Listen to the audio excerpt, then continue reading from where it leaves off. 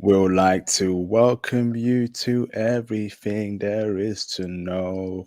This is our life, this is our time, where the passport bros. We'd like to welcome you to everything there is to know.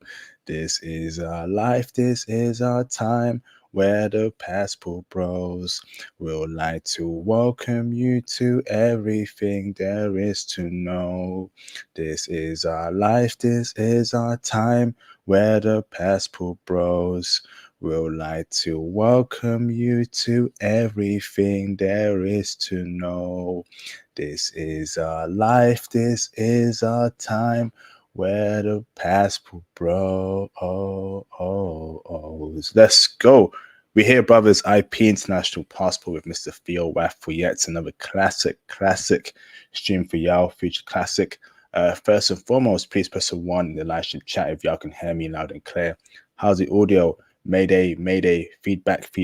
Press a one in the live stream chat. Theo, press a one. Delvin Justin, thank you, bro, for confirming. A couple more ones, please. Who's here on here? Raphael Taylor in the building. Raphael Taylor in the building. Who else is here, brothers? Press a one in the live stream chat. Our first Jobs, awesome, bro, awesome. So let's get straight into it, man. Welcome to another Future Classic live stream. I want to say, as always, first and foremost, thanks to all the support over the past couple of years. Your support is greatly appreciated. And welcome aboard the new people. I accept and I embrace you with open arms. Obviously, Python course coming next month, February. Okay, don't you miss that. Don't you miss that. Okay, that's coming very soon. Theo's cloud course also coming soon as well, but Theo will announce that when it's ready. But I'm letting you know, brothers, that February next month, I'll be taking in new students where I teach you Python. When you come in tonight, hit the super chats, please. Hit the PayPal, show support. Join the Patreon for more incredible insight into foreign women, IT, and more. Book your IT consultations with me via the Calendly link below in the description box below. And of course, cop the merch too. Let's get straight into it, brothers. So we got a very special stream today. It is MLK Day in America. So shout out to my American brothers. Hope you're enjoying the holiday. And shout out to Mr. Martin Luther King himself, the legend. Rest in peace, brother, for all you've done for Black people in America and worldwide too. We appreciate you, Martin Luther King. Rest in peace, brother. So we got Mr. Theo Waff here, here to give you the intro about who he is, where he's from, and anything special about him. Go on, bro. Hello, happy Martin Luther King Day. It's his birthday, so we're celebrating his birthday. It's actually on the 15th, but it's good enough for a public holiday. So I'm Theo Waff. I'm a cloud security architect dealing with all three clouds. I've been to over 40 countries, lived abroad over 20 years, 16 years continuously, well, not continuously in Japan. And then 1 year Russia, 1 year France. I speak French, Russian, and Japanese without a doubt. And I'm here to talk with IP about Passport Bros, about experiences that I've had. I'm preparing to go back out to the world, and it's going to just be a matter of time before I pack up and also return back to living outside the United States. So that's who I am. Go ahead and give it to you, IP. Awesome. Thanks for that, Theo. Theo will be out experiencing a brave new world. Not sure if you read that book before, brothers, but a brave new world. Theo will be experiencing that very soon again. I'm International Passport, long-time Passport bro, or, one of the founders of the travel movement. Encourage you brothers to get out there, find their wives, get out the Matrix, get out the West. Also, IT bro as well. I'm teaching Python next month. Hopefully, I see you brothers there in the course. And yeah, I'm out here pushing out the intel to brothers. So let's get straight into it, man. Let's get straight into it. The title of this stream is Martin Luther King's Dream Fulfilled with Passport Bros? Very powerful title there. And I'm going to hand it over to Mr. Theo Waff to start that introduction there, brother. What do you mean by that title, brother? And what shall we be speaking about today, brother? Break it down for us. So one of the things that we know as African American men in particular is that when Martin Luther King died, he had a dream, but his dream was not fulfilled. And if you look at his monument in Washington, D.C., it's not completed. And that's to point to the fact that the dream isn't completed yet. And this is something that I think weighs upon me and other African American men in particular, because we want this to be completed, but we're the only ones who can complete it. It has to be us. And we're not going to complete the dream of Martin Luther King until we actually are in a position to fulfill what I consider to be a self-realization, self-determination. And that's us standing on our own feet, performing our own actions, pursuing our own goals, and setting our own agenda. And the only way that's going to happen at this point is if we leave the country, as far as I'm concerned. Because here in the United States, it's just not going to happen. Now, this is something that I've always thought to be true. And this is something that, like, again, when I was abroad, I could always set my own agenda, and it was a lot easier for me. But being here, no, it's just not there. So the way I look at it is, if you really want to fulfill MLK's dream, you need to prepare yourself in the West, get as many resources as you can here from the West, then go to the East, go to another country, actually make a family, leave, but use the West as your financial base, which is fine, but make a new financial base someplace else, and then realize or put upon your path of self-realization. And that's actually attaining self-realization, actually attaining the goals that you have. And the goals not being set from a point of view of a plantation, but from the point of view of a passport and what is possible with a passport in the world and outside the United States or outside the West. So this is my point that I was thinking about all day today. I was like, oh yeah, this is something we really need to talk about. That's an interesting intro there, Phil, because when I remember back in school, right, MLK's speech, MLK's ideology was mostly centered around America, the American treatment of obviously black men, right, in America. Mm-hmm. So are you telling me, Phil, that's changed now, like to the point where MLK wants brothers to be respected, loved, equal treatment for black men in America, but we can safely say that in 2024, that's impossible. Black men are not respected in America. Black men are disrespected. They are demeaned. They are oppressed. So we can't achieve that dream in America anymore. We got to leave the country and achieve that dream abroad. Is that what you're saying for us, Theo? Largely speaking, it's impossible in the West. Damn. So there are some things that we can do in the West, but I mean, you gotta look at the state of the situation. If you have over majority of ABW choosing welfare over a family, and it's nearly impossible for us to make families, that means we can't really determine even ourselves, like as an individual, there's something that we can do, but long term, what we can do in terms of community, in terms of influencing a next generation, this is very limited. And it's effectively like emasculating a great deal of men, not only just emasculating them, making them to eunuchs. And the only real way of dealing with this situation is to leave. So I mean, sure, like for example, I have a very good paying job. I'm well paid. My salary is enormous. It's great. Yeah, it's wonderful. And I'm very thankful for it. It's true. I'm very thankful for the opportunities I have in the West. So don't get me wrong over that. But I fully understand that when it comes to relationships, this is purgatory. Now, this is, the state of, actually, it was better during slavery than it is right now, because at least Flipping we had heck. families during slavery. Well, I mean, think of it. I mean, the family structure actually survived. It survived slavery and it survived Jim Crow. And for what we have right now, no, I mean, this is a pretty bad situation. The courts can be used to take all of our resources, and we can be forced to pay for children who aren't ours from a DNA point of view. So what is it? Paternity fraud is legal in the United States. This is an issue. We're saying that, what is it?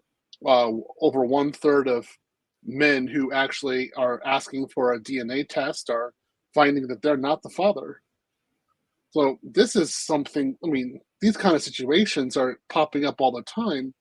It really makes it hard to become a father and a legitimate leader in a community when the entire system is designed against you.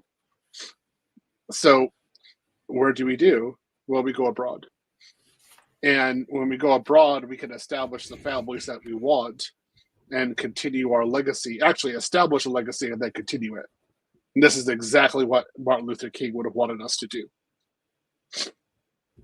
Interesting. That okay. That's an interesting statement there.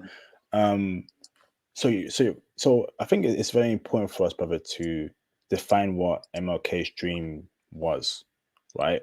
Obviously, freedom for black men, opportunity for black men to thrive in America, okay, and black men to, you know, have respect. Those 4 points there, brother. Uh, would you say we haven't achieved that in America as black men? It's We haven't achieved that at all in 2024. No respect, no opportunity, no upward movement. We're just existing in America. We haven't actually achieved our potential. Is that what you're saying for us, Theo? Yeah, exactly. We're just kind of just like shadows and black holes, shadows in time. We're just kind of moving around, like meandering, but we're not actually doing it. We're not actually becoming the leaders that we're supposed to be. But what I saw, what I was capable of doing when I was in Japan, I was doing quite a lot. And I see I have a lot of friends out there, and they're able to establish way more than they could in the West. And that's because they don't have a system that's against them as men. So I would just, hey, this is something we really need to be. Well, this is a place we really need to go to. Flipping heck! Wow. Okay, so okay, so wow. So, brother, it's been what 50 years since MLK's speech around that time frame, right? Um, you're telling me, brother, right? The current state of black men in America is so bad that we want essentially 6 million men. That's the population of black men to leave America, bro, completely and become passport bros. 6 million men We're to not. leave America, bro. It's impossible. We can't do it. There's too many guys who are what we consider to be plantation bros. So we have too many guys who are entirely gynocentric, who are going to say we're going to stay here forever, and they're basically doing anything they can for women, and they don't have the idea of self-determination at all. They're entirely controlled, and it's largely because they don't have the infrastructure, the support of strong, educated, self-determining black men in their community. And without that, they're just, it's kind of like being plantation bros forever. They're not really doing anything. So I know something that we've talked about in the black manosphere. We estimate at least 85% of the men cannot be saved. Period. And it's some sort of huge number. So the best we can do is get the guys who are salvageable and get them, educate them, get them really great remote jobs, and help them to go abroad in order to make a family.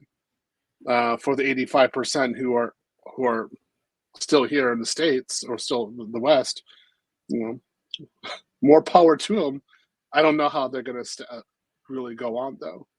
You just got a lot of guys who are stuck. And most of it is because they are unable to determine their own fate, to look at their own, what can I say? They're unable to actually self-realize. They're following something else. They're following anything else, but they're not doing anything related towards establishing themselves first and pursuing their own goals and agendas. It's always controlled by somebody else. So those guys, no, they're not. That's going to happen to them. So let me put this question at you. Hold before I do so, right? Let me just try and conceptualize this question. Shout out to Mr. Arthur Frobes for the $10 super chat. Appreciate you, bro, for the support. Let's go. Yes, indeed. Let's go. Appreciate you, bro. Brother, if MLK was alive today, if Martin Luther King was alive today, brother, do you think that he would support Passport Bros? Or, Theo, would he be disappointed with Passport Bros that a bunch of black dudes are leaving a black American woman behind for a foreign woman abroad? He's thinking, hold on, I grew up in a time where the only women I knew were black American chicks. You want to leave them and be a Passport Bro? Do you think MLK will be happy about that, Theo? Press a 1 in the chat, brothers, if you agree. Sorry, Theo. Press a 1 in the chat if you think that MLK will be angry about Passport Bros. Press a 2 if you think that he'll be happy about Passport Bros. Go on, Theo. Hold on. I'll make sure about this. Basically, the way it works like this: MLK was never for MLK and X. Neither one of them supported welfare. Neither one of them supported having welfare as a replacement for a family. So those two would have attacked the welfare state immediately with, particularly intercity ABWs, straight out. There is no way they would have supported that, especially not long term. What we have not only from the 60s, but what we see in the 80s. The 80s is the problem. And there's no way that they would have sat back and said that is tolerable. So if you look at ABW in the 50s and 60s before the welfare state, they were a entirely different creature than what we have right now. Mm. So MLK would have supported that ABW, not the ABW we have right now. That's why I say he would, of course, had us have pursue options abroad, because we're choosing women who aren't on welfare. We're choosing women who are out of the tradition of welfare and don't think of welfare as being an option in lieu of a husband. And so that's what we're going for straight out. And a lot of that has to do with us determining our path forward and understanding that we have to do it on our own, without any government assistance, without assistance from anyone else except ourselves. And we can't take all black men with us. It's not going to happen. So we can only take those who want to be out of the matrix, who want to realize themselves, who want to understand that, who want to determine their own fate, and can go to someplace else and actually establish a business, get married, have a strong family structure, communicate, give to the community. What we see is, particularly with, in the West, in the United States, every place where ABW chose welfare over family, that part of the society died and became a ghetto, a mass ghetto. And this is the problem. We cannot change that. It's impossible. No, it's literally impossible. We know that. We've seen it. We've lived it. It's not going to happen. So we go use our passports. We go abroad. We get to have something totally better and different. Wow, incredible. Okay, so okay. So now the dream of MLK, brother. Can we, brothers, get the likes up, brothers, man? Come on, man, get the likes up, please. Support the channel, support the movement. At least hit the like button, please. All right, that'd be greatly appreciated. So the dream of Martin Luther King, brother. Can we achieve that dream abroad, Theo? Yes, How? yes, yes. We could have it by first deciding that we're going to leave the West and making that determination that on a certain date at a certain time, we're going to go and leave. I have a deadline. So my deadline is going to be October 2025 that I have to go.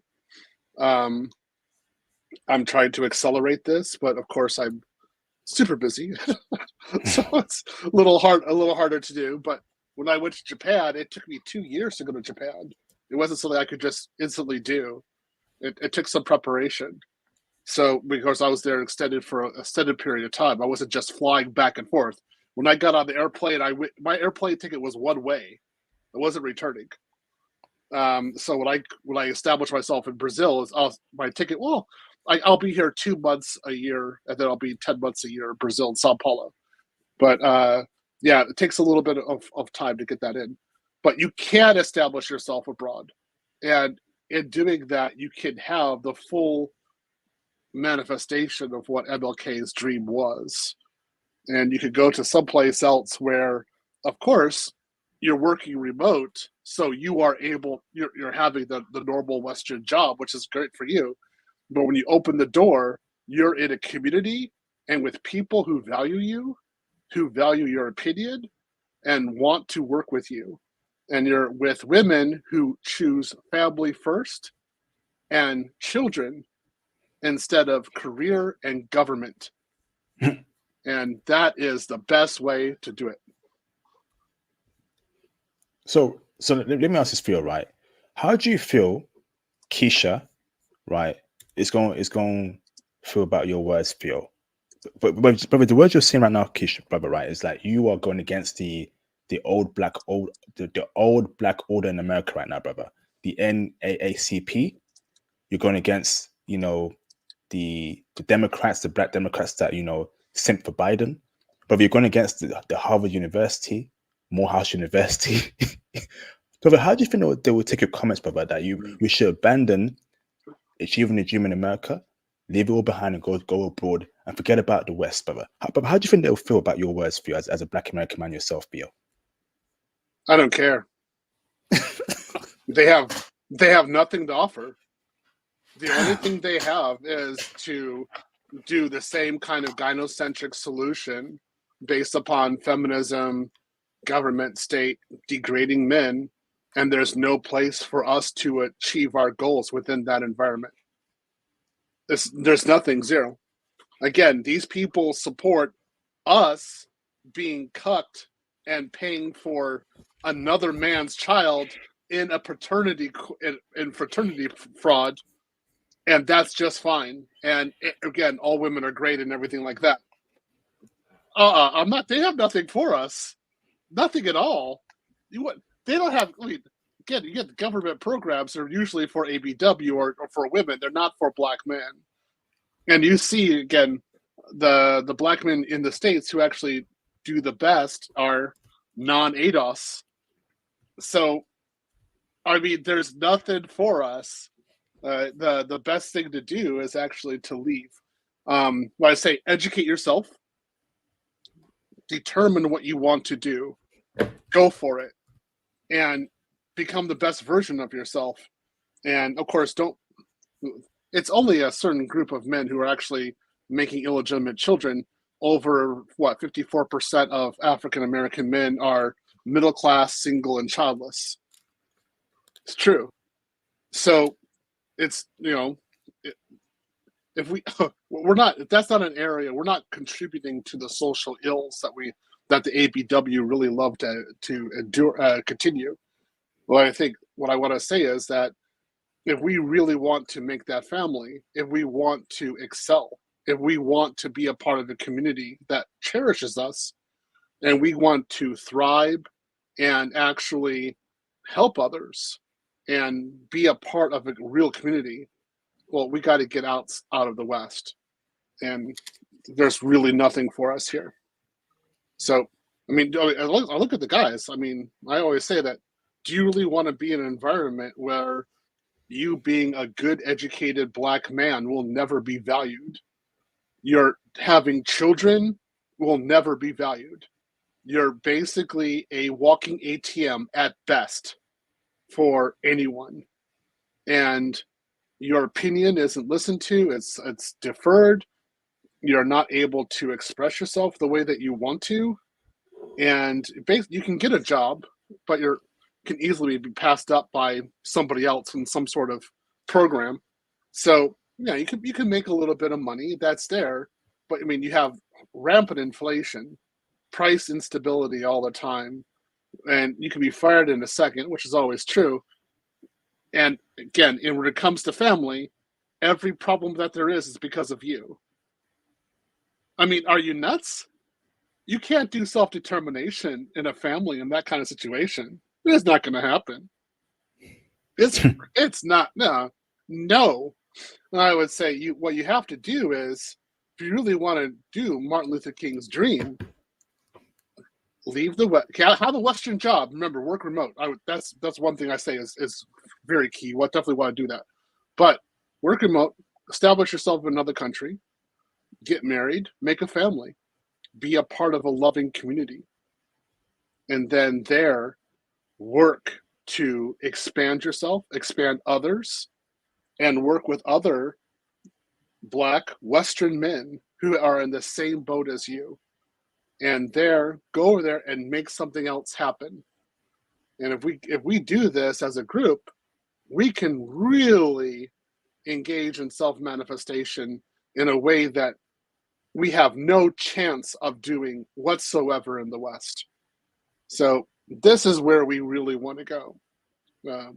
I would say to all the men here listening who are like-minded, you're not going to achieve what you want here. It's just too risky. I mean, I can't. I mean, I mean, I was just watching another article today.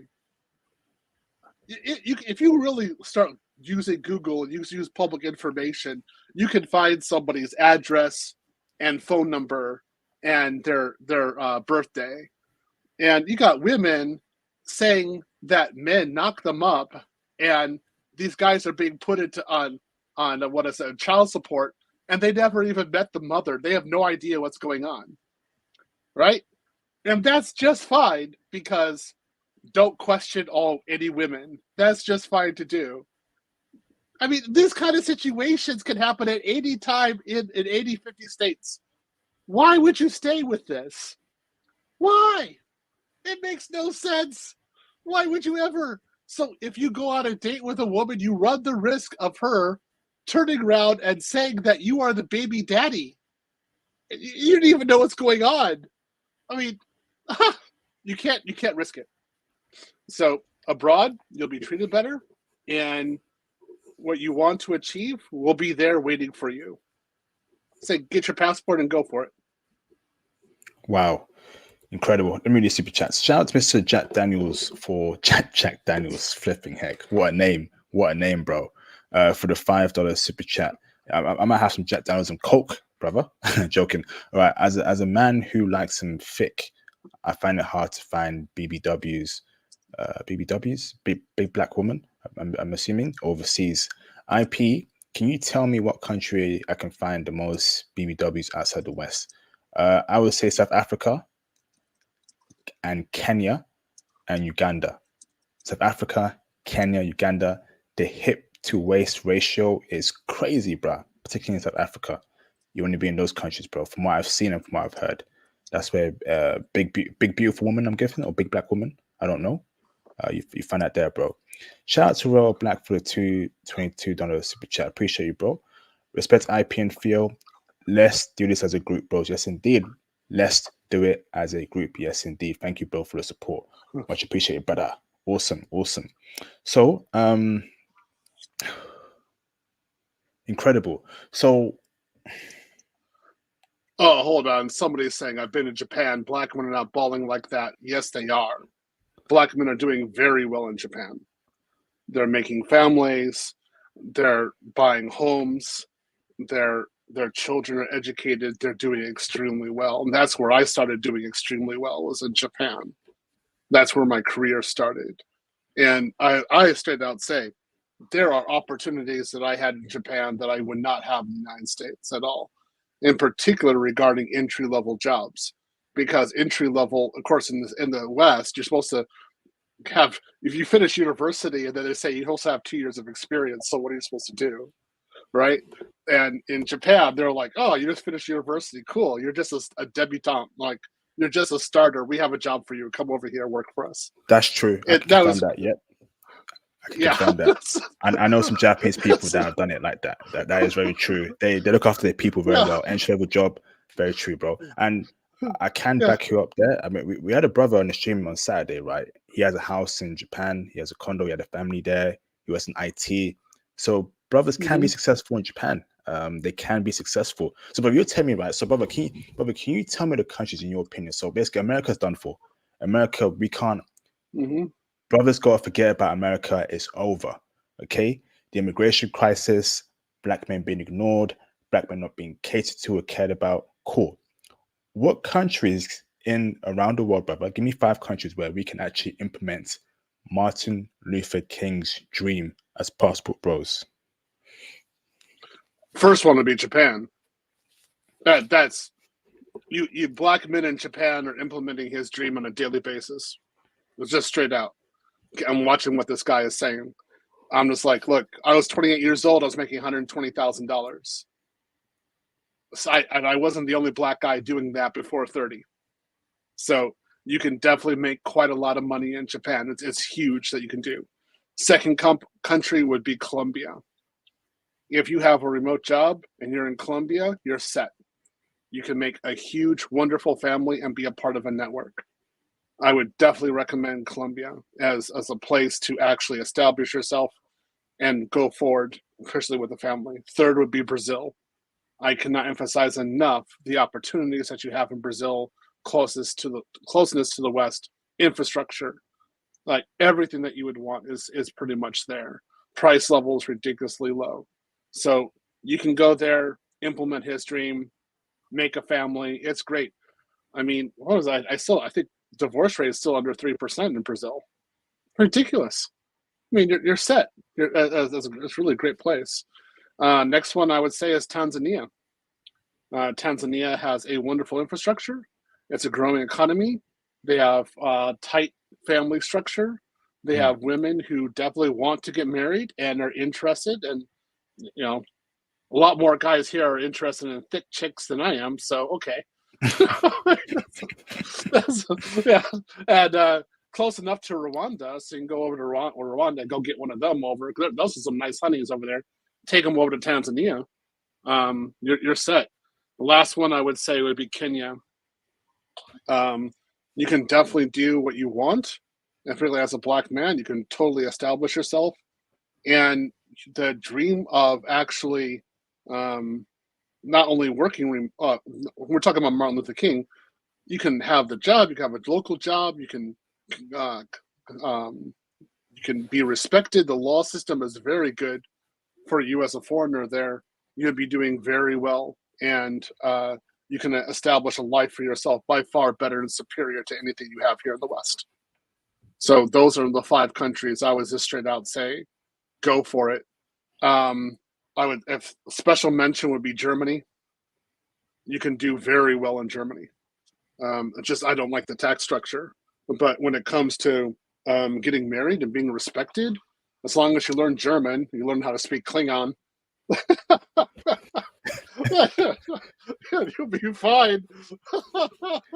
Klingon, is that like a special type of German? Klingon. Yes, Klingon. Ah, oh Yes. my goodness. Interesting. Yeah, Star Trek. Yeah, Star Trek. I had to go. I had to go there. Yeah, because I'm studying German right now. I'm just like, oh my goodness, this language is hard. I was trying to avoid it for years. Russian, I think, is a little bit easier than German. But anyway, those are the areas that you could definitely do something, make something happen, and you could really, what can I say, go further and farther than what you have done before. So go there. That's what I say, guys. You definitely have it. Do you know what, right? Like back in the 40s, 50s, where MLK was alive, I'm sure he would never have imagined that something called a passport bros movement would exist in 2024. And the men that he was vouching for were going to leave BWs behind for foreign women. He would never have imagined that, man. It just tells you how crazy the world is, bro. I know he's watching from heaven, MLK, and you know, I hope he's happy that brothers are becoming passport bros. And I think he sees it. He sees just how horrendous BWs are in the West, the Western women are of all races are in the West. It's over. It's over. I'm not Black American, but I can definitely understand the Black American, experience. I said what you go through, hearing the stories out there from the brothers I know that are Black American. It ain't too good, man. Leave. Well, you've got the problem that you're a male in a socialist society, essentially. So, I think it's harder for you in the UK than it is for us here. Not to say that, like, oh yeah, we could do so much better. No, we're still almost in the same boat. I'm in a different class of a sinking boat than you are. That's about it. It's still sinking. Both doesn't matter. It's a sinking boat. So I mean, if you're a little lower on the deck and I'm on top of the deck, we're still going to be banging with the fishes pretty soon. Titanic, huh? Yeah. Yeah, because I mean, it's so much more difficult for you to work remote, and then your salary is capped. So there's so much competition for the jobs. For you to get out is so much harder to do. And that's why, again, I really appreciate it when I see the English actually leave and make it abroad. It's so much more special because it's so much harder for you in the UK. In the United States, we have many more opportunities to actually do this, to actually work remote. And once we do that, hey, we're set. We're going to be able to do quite a lot. And again, I'm looking at some things in the chat. This isn't about just making a family, because we can go to Mexico and do that. This is a bit more. It's about everything, about community, long-term prosperity, places where we can have investments, places where we can have our children grow and our children stay in that country. They don't even return to the West at all. So again, like if I were still in Japan, if I had kids in Japan, I don't even tell them that they were American. I wouldn't even care. I just say you're Japanese. Just keep it right there. And they just do everything Japanese. I'd have no problem with that, right? And those other countries, I don't think you'd have any problems with just staying there and having your family just staying there, because they offer so many more benefits than what you would see in the West. So why would you want to leave? They're just better. Facts, absolute facts. All right, man. Awesome. Anything else you want to chime in on this discussion here before we react to several clips, brother? And I'll put phone lines after. No, I'm going to say, guys, again, MLK was about self-determination. MLK was about you establishing what you want to do and going out and doing that. And in particular, not just MLK X in particular was about that. And you're not going to do this in the West. It's not going to be possible. So get your passports and leaves. Go abroad, meet us abroad. We'll make it happen. We can implement MLK's dream abroad as to what he wanted. That sounds like a great plan to me, bro. like a great plan. I think the West is done for. It's a slowly declining society, culturally, socially, morally. And it is what it is, man. We gotta save ourselves. Awesome. So let me share my screen for some interesting clips, brother. Okay, that I found for this week. And I want to let's get after I open up the phone lines to everyone to speak about if they agree with Theo's point or disagree with Theo's point. It's all good. So let's hear this brother's story first. Okay, let's go. You're halfway finished. I don't care about women saying, "Oh, you're insecure. You just don't rate yourself." Blah blah blah. Yeah. You can sing that to the birds. I don't care. I'm not playing this game because you went to meet him. Why are you hugging him anyway? What's the need for you to hug your friends? You can say, "Oh, hi." Why do you need to physically embrace another man? Why do you want your body to touch another man and be close to another man? That's called cheating. That's a red flag. That's everything she said. This girl is definitely single now because she said I'm meeting up with friends. The hell, you got a man. Composure, lads. Composure. This is wild. These women are foul. And these are the women speaking on men's men. Facts. Let me go here first, right? Male friends are a no-no. Whether you're dating a Western chick or a foreign chick. For us, foreign chicks, male friends are no-no. If a woman you're dating that's foreign keeps on harping about, I want to keep my male friends, let her go. Let her go. Right? There is no need for women to have any male friends. It makes no sense. She's got a man. Why do you need a male friend? Okay? There are so many issues here with having male friends. Male friends want to smash your girl, bruv. They want to smash her. Okay? And what if she's alone with him in a coffee shop or by herself? Something might happen to her that is upsetting. Okay? So no male friends whatsoever. No, doesn't matter what he is, no male friends. She must only have female friends. Her best friend must be a female. Her 5 closest friends must be a female. And that's simply it. If she has male friends and you tell her, listen, like, I like you, I love you, but for me to be with you, you gotta drop your male friends or distance yourself from them. If she pushes back, let her go. What's your thoughts, Theo?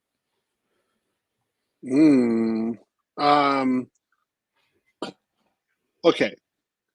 Me personally, I'm more concerned with her girlfriends than I am with her male friends, because the girlfriends will most likely influence her to stay single, or they will try to say that you as a husband are insufficient. And that's the single girls keep married women single. So I would actually be a bit more worried about her girlfriends. And I would say, I think you need to be, the women you talk to need to be married women. So she's talking with a bunch of married women. Married women try to keep other married women married. That's usually how it works. So I would be, that's where my first concern would be. Next concern would be, who her male friends are, how long she's known them. If she grew up with them, I don't have a problem with that. But if it's somebody she didn't grow up with, outside, it was some guy outside of work, nah, he doesn't need to belong there. So that's where I would agree. Interesting, Des. You're saying that make sure she has friends that are married or isn't in a relationship, right? Not single female friends. So if you came across a Right. woman that had single female friends, would you not take it further? So she's single, right? Let's say, okay, you meet this girl, right? And let's say Junko. So you meet Junko, and of course she's single, right? And most of her friends are single. Then of course you're dating her. Okay, no, that's kind of normal. But if there's an engagement, then I'd be like, I think you need to start moving towards having married friends. And then when I get married to her, I'd be like, hey, I'm only talking to other married men. I'm talking to husbands. I'm not talking to single men. And all single women are gone straight out. So I'd expect you to only be talking to wives. And if you grew up with a guy, I understand that because I have friends from high school. I'm not going to stop talking to them just because I got married. So that's my friends from high school are my friends from high school. They're not going to disappear. But like if there's a guy that she just knew from like 3 years ago, I'd be like, why is he still there? You know, why? What's he doing? Why is he hovering around? Get rid of him. And so I make sure that she's in a group that, kind of like me, is a group that is supporting marriage, supporting childbirth. You know, that's the best situation. I'll give you just one little like point. You know, okay, if you look at like Taylor Swift's relationship right now, she's, again, let's look at it. The quarterback is married. His brother is married. So these two are like the ones who are like kind of outside the box, right? Because they're single. And you see what the rumors are. There's a great, there seems to be a great road towards marriage. The parents are both married. The parents are married on both sides, right? There's a culture of marriage. So Taylor Swift is in this culture, this group now.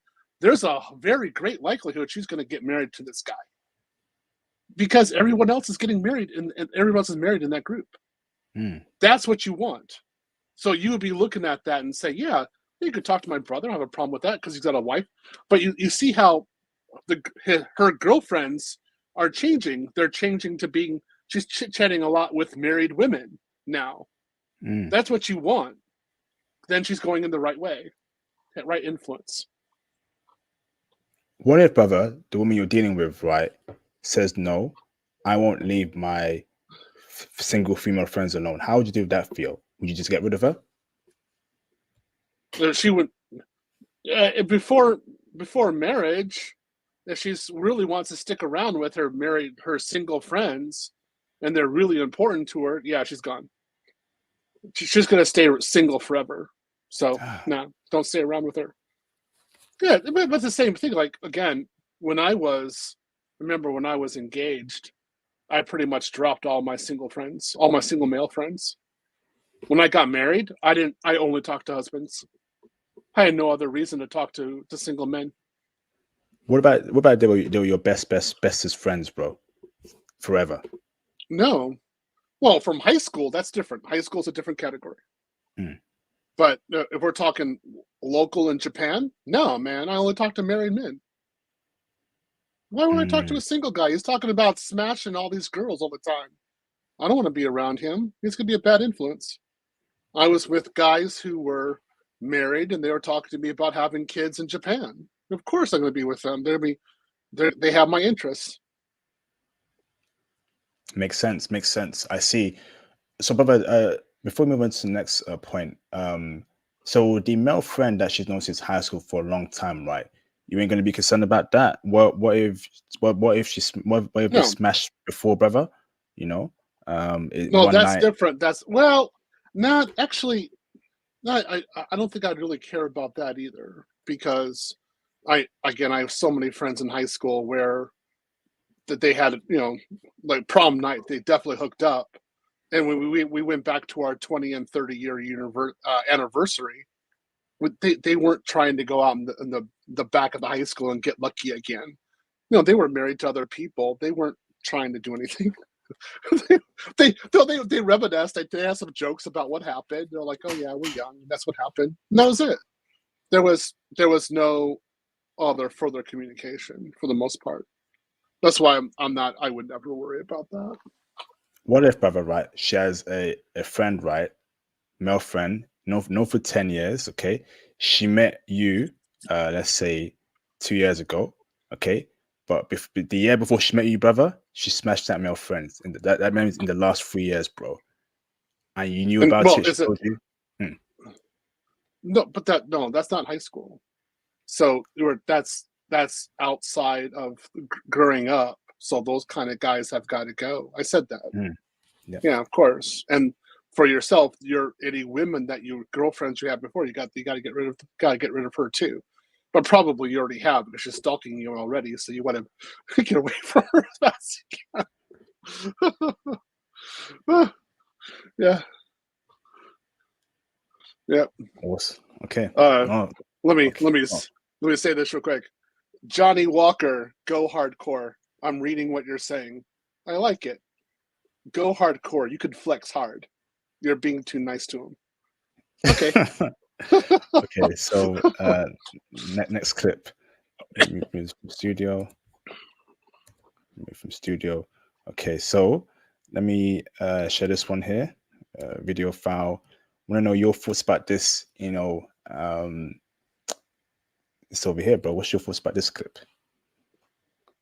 Bros, meaning brothers.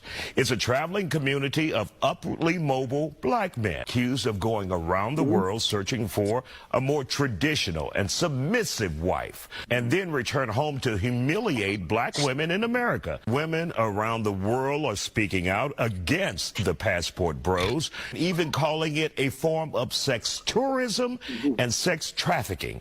Ladies in foreign countries, ma'am, when you see them passport bros leading through the crowd with their big and bald heads and colorful ugly shirts, this is how they live in America. This is it. This is what they come home to after you feed them arroz con pollo. This is what they coming home to. Okay? I sprinkle. Okay? This is what they coming home to, baby. Remember that. Damn, she throwing shade at you, Theo. Our brothers in America, but you go first, there, Theo. Is she right? Oh Are you coming on to that, Theo? Is that what you're coming on to, bro? Look at all my books, my bookshelves. Yeah, that's right. Yeah, I've got a 5K that I'm using right now to talk with you. Yeah, like I've really got. I have 5 iPads in my house. I don't know. I have over 20 computers. I don't know how many monitors. I've got a $135,000 home gym. Yeah. My sofa that I have, I still haven't accepted it. It was made in Italy. It cost me $43,000. What? I'm having, yeah, it's gorgeous. So, in the Houston, like in one of my Facebook groups, it actually has a sofa in the top. It's not that one, but it's the same type of sofa. That's what I've got. It's $43,000. What is it? I've got Tempur-Pedic. I don't know how many. I've got 3 bathrooms in this place. It's 2 stories. I'm about to move to another place that's even gonna be better. This is ridiculous. First off, guys, we passport bros don't bring their wives back to the West. Straight out. So when I was married in Japan, I only brought her to America. I think I've said 6 weeks at most. We came back to America, I think, twice, 2 or 3 times. That was it, not 4 times. So it was only 2 or 3 times. My Japanese wife had no desire to be in the United States, and she thought it was a decrepit society. She did not want to live here. She had a better standard of living in Japan, and she wanted to be with me in Japan. It's the way it was. Why I would ever live in America with my foreign wife, I have no idea. So, yeah, we're going abroad. We're not bringing her back. If Western women have an opinion about this, I don't care. It's a 0, just like they are. Damn, there you go, man. Like, once again, Western women show their ignorance as to the whole scope and matter of things. Most passport bros I know, okay, in this space, they're in IT, they're doing well for themselves. They're traveling, they're doing well in their career, they invest in crypto, they invest in stocks, they're doing great things. They ain't coming on to that. I look around my apartment right now, okay. It's definitely not like hers when she's showing that picture over there. It's clean, it's okay. It's not field standards, but I'm okay with it. So what's she talking about? What's she talking about? All right, and like Theo said, right, we ain't bringing them back to the West.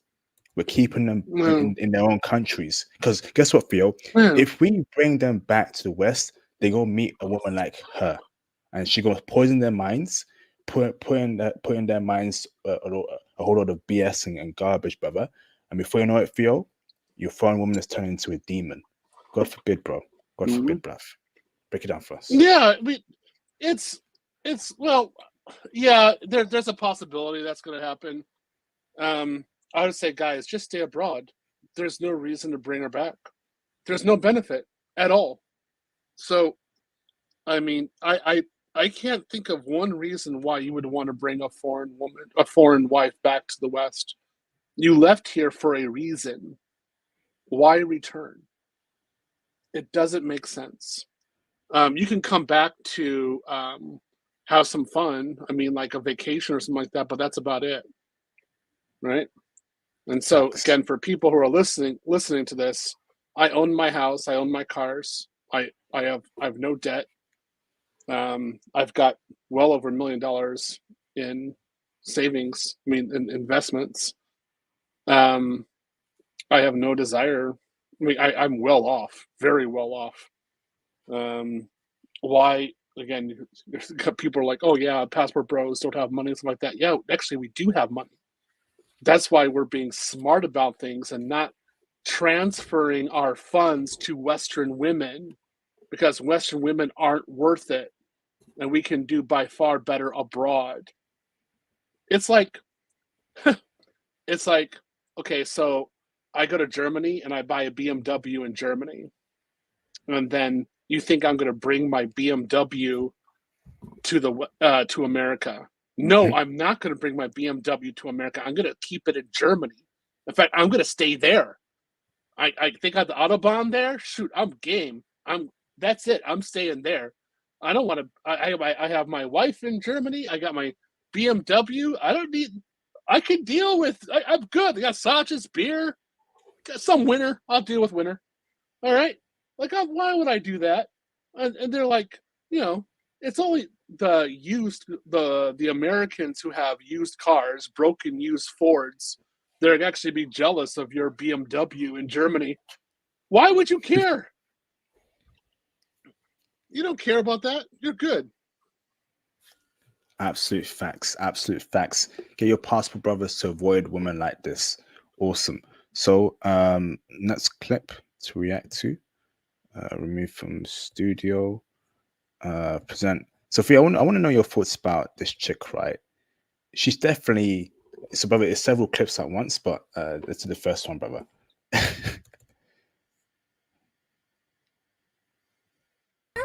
Today, Toronto man G. What's up, fam?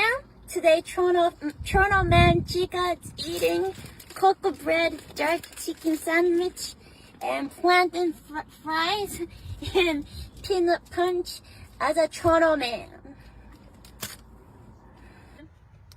Yeah, they're Chinese drinking. That dude was.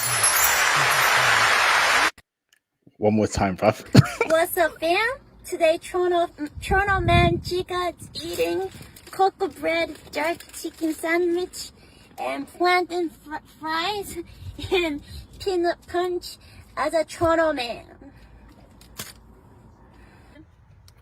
Yeah, they're Chinese drinking. That dude was. Hold on it. Next clip, same person. Next clip. Hey, she choosing, bruv. She choosing. Hold on. She says Toronto dudes behaving like a Toronto guy. Who does that? Brothers. Hold on. Next clip, bro. Next clip. Same person.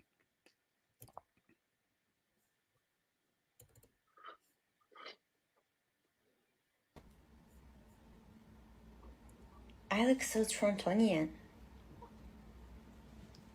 Hey, what's up, fam? Can I have one patty?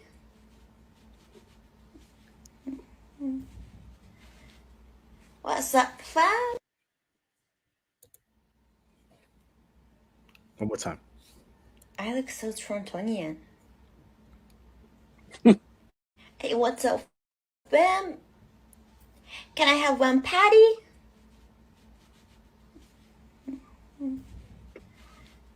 What's up, fam? Damn.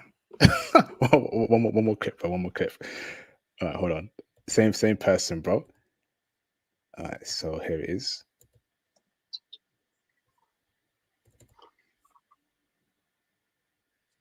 You know where we are? Union Station. Hey, still at Union Station.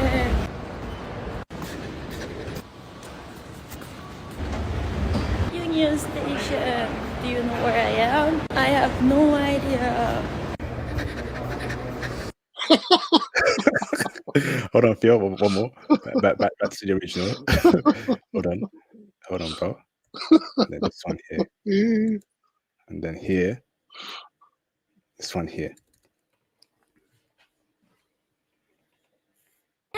Today, Toronto man Giga is eating cocoa bread, jerk chicken sandwich, and plantain fries, and peanut punch as a Toronto man. Yeah, they're Chinese drinking. That dude was. Let me go here first, right? These foreign women give the strongest choosing signals. This clip here, right? She got the plantain, she got the patty. She's speaking like a Toronto brother, a black dude. She checking, bruv. They checking. That's how they give their choosing signals for you brothers, man.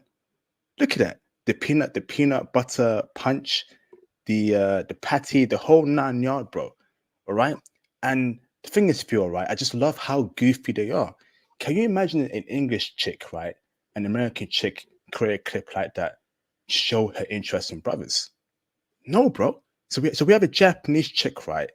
That is, emulating, Toronto slang, eating jerk chicken sandwich, plantain fries, and that's what brothers eat, bro. That's what brothers eat all around the world, brother. That right there is the cuisine of a brother.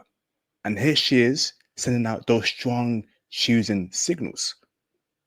It's too easy, Theo, bro. It's too easy. They're checking, bro.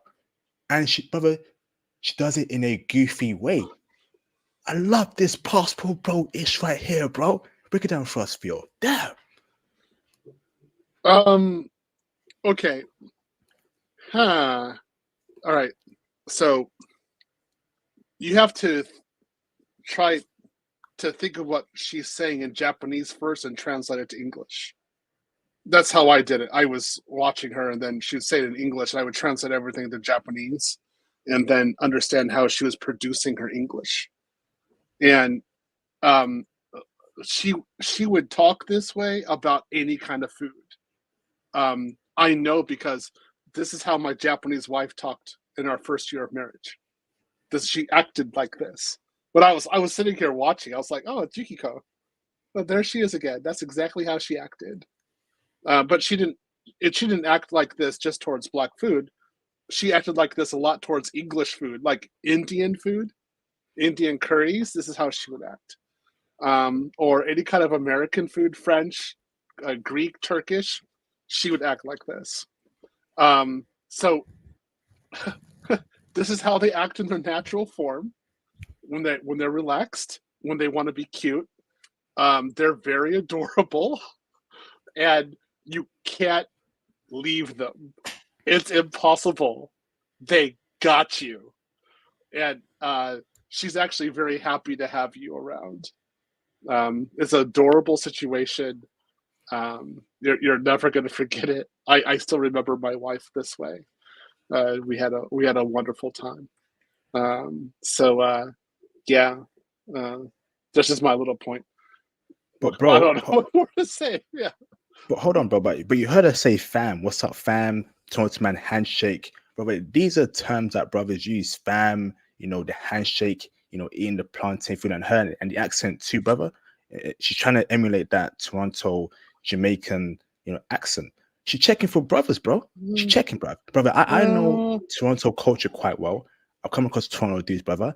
That's how they speak. That's how they act. They're checking, bro. She's checking. But and I I love how she's done it. Come on, bro.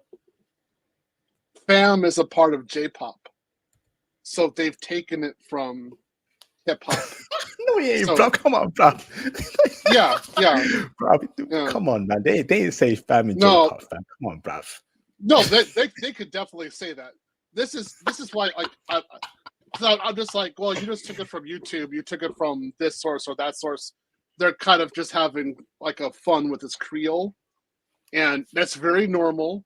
my wife said things like this all the time. Like, even when I speak in Japanese, when I start speaking like in broken dialects of Japanese, I can speak in a very cute way in Japanese. And it's influenced by the north of Japan because that's where my wife was from. Right. So I could also do this. It's kind of a fun thing to do. All I can say is she's just happy with who she is. If there's a black man there or anybody else, she's just being herself. That's it. So it would be very easy for a black man to pick her up. Yes, of course. I'm gonna disagree there, Theo. I think that she's sending out the bat signal for brothers, man. The bat signal, bruv. In my opinion, bro, she's sending out the bat signal out bright and clear in the sky. She wants a brother, and she gonna get that. She gonna get a brother. She gonna get a brother. I'll tell you that. Okay, awesome, bro, awesome. So, next clip, brother. Next clip. All right. So now, over here, Theo. So, brother. So I want to know your thoughts about this Korean chick, right, with an English accent. Takeaway? Sure. What can I get for you? What would you recommend? We have seasonal lattes here. Sorry? We have seasonal lattes here. If you're looking for something sweet, I think pistachio latte is a really good one. Okay, yeah, let's try that one. You sure? It only comes with a large size. Is it okay? It only comes in a large size. Do you need a receipt? I'll bring it over. Thank you. Oh, it's fine. The door is not closing well. Hi. Oh yeah. You're right. Yeah, there's 8 of us. I don't know if you have... 8 of you. Yeah, or 5 adults. Okay. No, it's fine. I'll make a table. Just 1 second, please. I'll make a table. Don't worry about it. One more time, because I want you to hear the accent, the English accent. Do you want to have a takeaway? Sure. What can I get for you? What would you recommend? We have seasonal lattes here. Sorry? We have seasonal lattes here. If you're looking for something sweet, I think pistachio latte is a really good one. Okay, yeah, let's try that one. You sure? It only comes with a large size. Is it okay? It only comes in a large size. Do you need a receipt? I'll bring it over. Thank you. Oh, it's fine. The door is not closing well. Hi. Oh yeah. You're right. Yeah, there's 8 of us. I don't know if you have... 8 of you. Yeah, or 5 adults. Okay. No, it's fine. I'll make a table. Just 1 second, please. I'll make a table. Don't worry about it. Damn. Let me go here first, right? A Korean chick with an English accent, bro. Like, oh my goodness, man. Like, you know, I'll keep it a stat, brother. Like, brother, imagine, she's a foreign Korean chick, right? And she cosplaying very well as an English chick, but with an English accent, bro. It's got my brother. It's got my juices flowing, bro. Brother, it's got me thinking like, flipping heck, what is this? What is this? You know, it's like an alien within an alien. Flipping heck, bruv. The tone, the poise, you know, she looks good as well. I mean, I think she might be checking for brothers, bro. She might be checking for brothers. Damn. Break it down for us, Phil. What's your thoughts here about a Korean chick, right, speaking with an English accent? Damn. I wouldn't know if they're checking for brothers at that point because they're fundamentally Korean. So you have to engage and talk with them. As I've said before, I think here, I fell deeply in love with more than one American Korean. Either ABC American-born Korean ABK, or U.S. educated Korean. I went to undergrad with them, and they were absolutely delightful and wonderful people. So yeah, I love the accents. I mean, I love how they acted. I loved everything about them. They were wonderful. So you're engaged. You're seeing one. Okay. If you're in America, you would see communities of Korean women who have accents, of course, and they're doing their thing. Look, I don't know what to say. I can't. I always say it's it's more difficult to break in with Korean women than it is with other Asians in particular. Because Why is that? as you stated, Koreans tend to like Koreans. They really like Koreans. So it's really hard to break in. But they're wonderful. I got a special place in my heart for Korean women. They're amazing. 2024 Theo, the best start liking brothers. 2024 Korean chicks, best start checking for brothers, best start loving brothers, best start kissing brothers, best start smashing brothers, best start hugging brothers, best start, giving brothers choosing signals. 2024, bruv. Ain't no way we can go throughout 2024 without Korean women checking for brothers, man. Ain't that right, Theo? The best. I hope so, IP. I hope so. I like your optimism. I like how energetic you are. I hope so. In an ideal world, I would have a Korean wife right here, and I have 4 kids downstairs, and they'd all be ours, and I'd be speaking in Korean for most of the day, and I'd have a little cup of kimchi right here as I'm talking to you. I would love to have that reality. Do I have it? No. But if I could, I would definitely do it. Yeah, I've seen some Korean chicks with brothers, and Ramel had a great time with Korean women in South Korea, so there's potential there. But we need more Korean women to check for brothers. I need over 1 million Korean chicks for brothers, bro. Over 1 million. Over 1 million Korean chicks, brother, in 2024. The best start checking for brothers, bro. No cap. I just, if we get 100 of them, that'd be great. Really, just 100. We got 100. That's fine. They're absolutely wonderful. Heartbreakers. Always broke my heart. You had to walk away. That's just the way it was. Let me ask this, Theo. Out of 10, where you rating this chick out of 10? This one?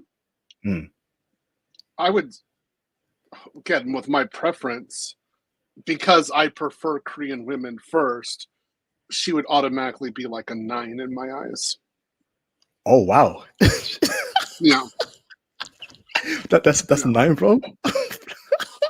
Yeah.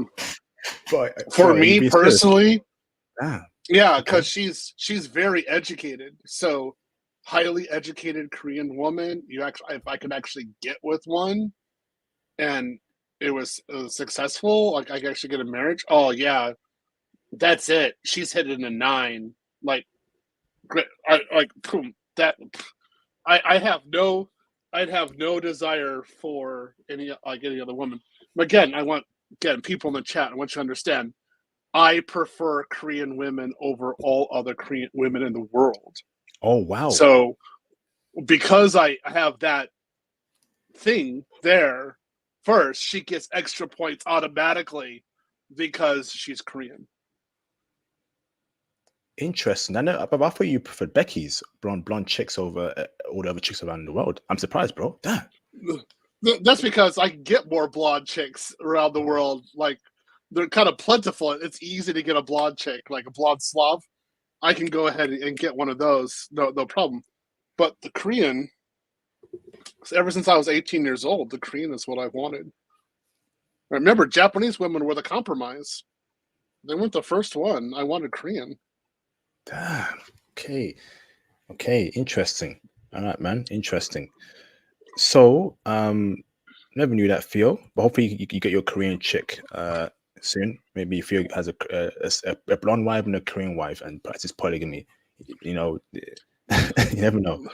No, I'm realistic. Yeah, especially after your stream, what you're talking about when you're in South Korea. I was like, okay, maybe some guys get really lucky or something like that. I don't think it happening in my lifetime.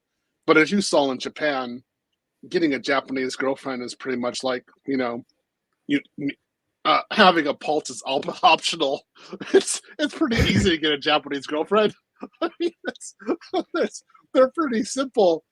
Getting a Korean girlfriend is just like, what more do I need to do? Like, I made a star system and a few planetary systems over there, and I made life over there. I mean, I talk directly to God. Is there anything more?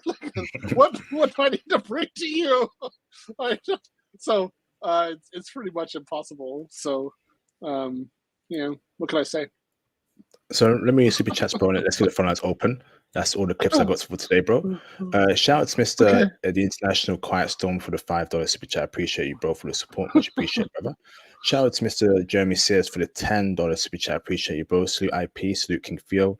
Brothers in the chat. Yep, salute to you, bro. Theo know the situation here in the States. I live in Oklahoma. Super conservative. Even women here under the influence of 304 culture. Even in Oklahoma? Damn, the deep south. Yeah. That's crazy, bruv.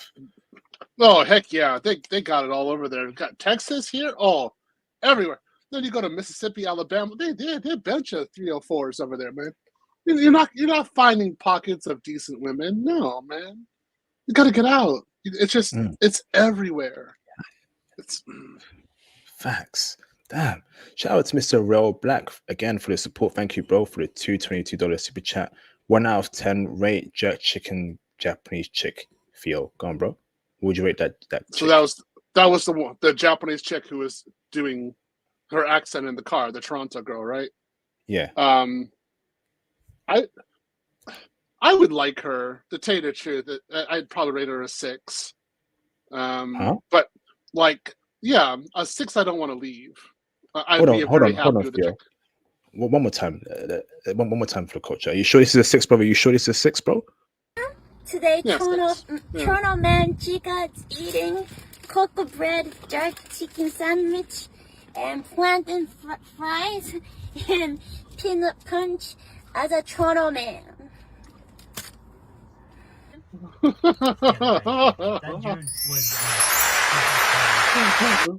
That's a 6, bro? That's a 6? Yeah, that's a 6. Because I'm used to them. I'm used to them. I saw lots of them in Japan. They're everywhere. So I mean, to me, that's plentiful. But the English accent Korean woman getting those that's rarity. So if you actually get a date with one of those, oh yeah, she's boom straight up to the top. Yeah, I mean, of course, I'm pretty happy with that. So yeah, what can I say? I'm gonna give her a 7. I'm gonna give her a 7, bro. 7.5, bro. I mean, she's good shape. She's cute, good looking. Yeah. She's got vibes. I'll give her, a 7, bro. Maximum 7.5, minimum 7, bro. Okay, interesting. She's an adorable personality. So it's definite wife material. Yeah, of course. It's the wife. Yeah, it's there. It's definitely there. But it would not like the Korean girl. If she were pregnant with my kid, I'd be in church like 2 hours every day, deeper prayer, thanking God for the benefit that I have. Thank you so much. Like if I were married to a Korean woman, I'd be like, okay. If I married a Japanese woman, I'd be like, okay, when's the bedroom gonna go cold? Is it gonna go cold? I don't know. I mean, again, I'm used to them. To me, like, Japanese women aren't even erotic anymore. They're like my sister. Like, I'm so used to Japanese women. I'm like, it's just normal. I just, but you're not used to them. It's new to you. You're learning Japanese. I got you. So when I was back in the day, I was like, Japanese women were Teds. Right? Any other woman in the world, I didn't even look at them. So it is what it is. I'll let that one go. Awesome. So let's open up the phone lines, bro. Call in, Yao, call in, and speak about the stream topic. MOK, do you agree? Do you disagree? Johnny says, what's my PayPal? My PayPal's here, bro. Johnny Walker in the building, the legend. This super smart dude, the Tony Stark of the Passport Bros. Here it is, bro. Appreciate you, Mr. Johnny. So, all right, brothers, call in. Go on, bro. I would say it says MF Doom. That's a super villain. It says, damn, Theo. Japanese women that lame to you now? Not lame. They're just boring. That's all. I mean, I don't really. They don't really do anything for me anymore. It's like, oh, boring. That's the way it's supposed to be. Like they've been a part of my life that long, so they're not like, yeah. That's okay. That's fine. I accept it. It's kind of like, again, like a Western woman, kind of almost, well, not exactly the same response, but I've used to Western women as well. It's just that I like talking to Japanese girls. I can talk with them and have have a good time. They're friends and everything. Western women are like, okay, you stay over there. you're not allowed in my house. You're not allowed in my car. I don't want you to know my name. Like, well, how about I disappear from you? Okay, I don't want anything to do with you. Japanese woman, I'll spend the day with her. I'll do anything with her. It's at least I'm communicative with her. That's how I look at it. Hold on. Shout out to Mr. Dominic D Market Painter for the $9.99 super chat. Thank you, bro, for the support. I remember you, and that reminds me, bro. We were supposed to touch base, flipping. I just flip. All right, Dominic, I'm gonna reach out to you on IG, or brother. Please do send me a message on IG, brother. I think it was for a country. I just can't remember. I remember your name and face, bro. But appreciate you for the support, bro. Let's touch base, brother, this year, and plan what we were supposed to do. Happy New Year, bro. Appreciate you for the support. Thank you, brother. Much appreciated. Awesome, man. Okay, so Mr. JM, can you turn your camera on behind the stream, please? Yep, that is JM. That's a brother right there. Turn your camera off. Turn it off. Off. Let me bring in JM in the background. What's going on, JM? Hey man, happy Martin Luther King Day. You too, bro. Yeah, so unfortunately, I missed most of the stream. I just caught the tail end. I saw the stream with the Japanese woman, but I have a pretty good idea of what you're talking about. At least I think I do. And I would say yes, considering Martin Luther King's history. I actually just found out about a week ago that his first unrequited love, well, it wasn't unrequited, but his first love was actually a white woman. I'm not sure if you are aware of that, but he dated a white woman while he was in college up north. And he actually wanted to marry her, but he knew that in order to do what he eventually ended up doing and become the man he was going to become, that would put a damper on things quite a bit. It would be kind of hard to lead the blacks if he had a non-black woman by his side. So eventually he cut things off. But his first love, and I guess I would say his true love, was actually a white woman. I'm not sure if you're aware of that. Damn. No, not really, bro. Interesting. Yeah, for myself, I mean, I dated black women, black Western women, and then of course I dated white Western women also. I would say my first love was white Western also, but the first woman I dated was actually Algerian. The second woman I dated was Russian. Then Syrian, then Japanese. And when I dated Japanese, that was it. It was over. Like, Japanese women were so good. That's the only thing I did was Japanese. I was infatuated with them. So between the ages of 21 and I would say 36. So that's what, 15 years? Oh yeah, I was cuckoo about Japanese women. And then after that, I came back to America, and that's when things went cold. Hold on, I'm gone. Go ahead, you first. Shout out to Mr. Edwin for the £7.52 PayPal donation. Appreciate you, Edwin, for the support, brother. Much appreciate, Edwin. Folks in the chat, please articulate arguments for why you disagree and not engage in SIGN.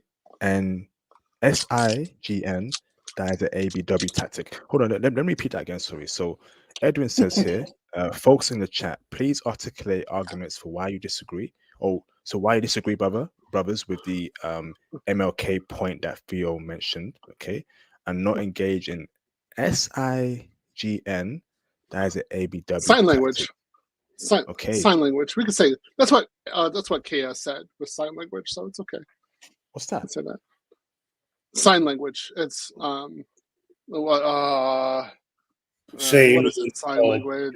You would be right. No, but do you mean in terms of like Yeah. how the ABW does it, or the actual sign language Yeah. itself?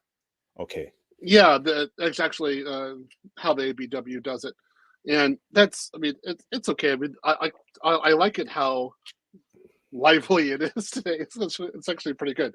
So yeah, again, my point that I have regarding slavery was at least okay. So we have a horrible system on us. Okay, we don't have any choices. Yeah, that's correct. But at least we have families. Sure, our families were destroyed during slavery, but we tried to make them again. We weren't the ones who were destroying our families. It was being destroyed by outside forces. And so if you look at the plantations, that's being owned by white, white power structure. And then you look at the projects. The projects are also owned by white power structure. And I never saw any difference between plantations and the projects. Even when I was growing up, I said those are exactly the same thing. So if you have with the welfare state, you have ABW choosing plantations. They're choosing Section 8. They're choosing to be single. They didn't choose that during Jim Crow and slavery. They chose family. I look at that and say, oh no, that was by far more destructive. And they chose to be back in the plantation. And it's like when slavery ended, you have some liberated slaves going back to their masters and asking to be up to continue. Well, that's anyone who wants to who chooses generational living in Section 8. Same kind of idea. So I'm of course I think it's worse because if slavery has ended, but you with your free will you choose that means you are truly a slave indeed. It's not 12 years a slave, it's a lifetime a slave. And your kid's a slave, and your grandchildren a slave. So that's what I'm talking about. I'm like, no, that's a by far worse situation. That's why okay, you gotta get out of that. So you get the guys in the chat, they're like, I don't want anything to do with that. I don't want to do anything with Section 8. This whole history stuff, I'm gone. I did make myself the best person I could possibly be. I'm gonna get out. I don't want someone who's choosing the government or the possibility of government benefits. I want someone who stands with me against the world and makes something better and actually helps me. And together we actually realize ourselves. We engage in self-realization. And then we make this world a better place. We make a family. We continue on. You could do that abroad. 100%. You could do it. But here, nope. Not as long as ABW chooses Section 8 and welfare above black man for a family. Ain't going to happen. You mind if I chime in on that? Of course. Good. Yeah. I have a unique take on this situation here. So, to be honest with you, I kind of look at women akin to children, right? And so I don't think. Keep it coded, yeah, bro. Okay. Sorry, keep it coded. Yeah. My apologies. I don't think that the women of old were different than the women of today. I just think that the incentive structure is different. And so when you say that you're able to do this abroad, right? Part of the reason why we're able to do this abroad is because they don't have the incentive structure that the women have here, right? In order to act. So. Women don't need us anymore. Back when there was slavery, right, you needed the family in order to survive. I mean, it was harsh, it was difficult, but if you didn't have family, there was really nothing. I mean, you were essentially screwed. So of course, women value family because that was like their lifeline. But now, and look, and I don't want to get into this because I think the powers that be kind of have dictated this, right? They gave the ABWs money in order to kick the man out of the home, and it's like. If you think about it from I'm trying to keep it coded. If you think about it from a younger person's, like a much younger person's perspective, if you didn't have to listen to your parents and you still got everything that you wanted or needed, right? Why would you listen to them? And that's kind of what's happening here with the ABWs. They are getting what they need, and they don't need to have the provisioning of a man. So think about it. You're literally getting paid more to have the man to live not under the man than you are to live with the man, right? So why would you? I mean, it's like essentially like think about it having a boss. Like, let's say you can get paid more, you don't have to have a boss, you can do what you want, and you literally get paid more. Who wouldn't take that deal? So it's like I don't even blame the ABWs for acting this way because it's all about incentives. Humans act based on incentives, but it's like, what can we do in order to stop this? We can't control the powers that be. So it's like I just look at it akin to like younger people. If I had a child that I couldn't discipline, right, and I can't make them I can't make them listen to reason, then the only thing I can do is leave. I mean, that's really the only thing we can do here. So I don't harbor any ill will. I realize what's happening here, and unfortunately, I have no power to make these ABWs change. Even in my own family, I see it. So it's just it is what it is. I don't blame them. I don't think that they're like defective or anything like that. I just think that the incentive structure allows them to act this way. Yeah, it's because again, we saw with the report back in the day when white and other races were poor and they were on welfare, they chose the welfare, of course, but once the men made themselves improve themselves, they stopped doing welfare and they had made families. Black women, no, they didn't. And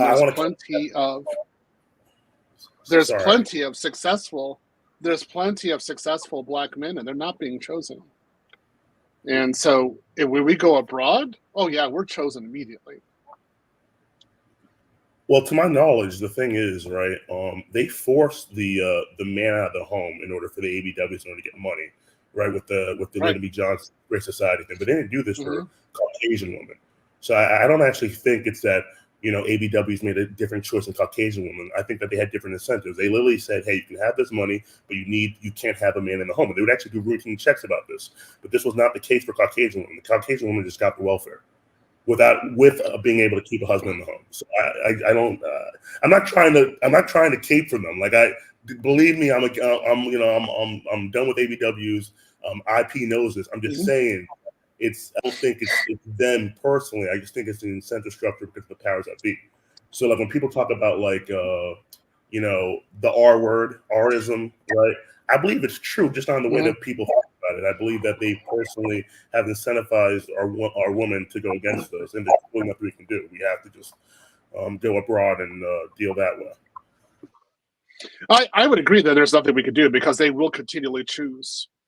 Their preference right now is to choose the government over the Black man, and there's nothing we can do about that. And they're going to continue to promote a disinformation campaign about us in order to justify receiving government benefits.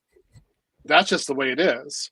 And then they'll also continue to emasculate men as much as they possibly can in order to justify and say, look, this guy can't do anything except make kids illegitimately. White people give us money. It's the same structure as slavery. I don't see it being that much different. It really is.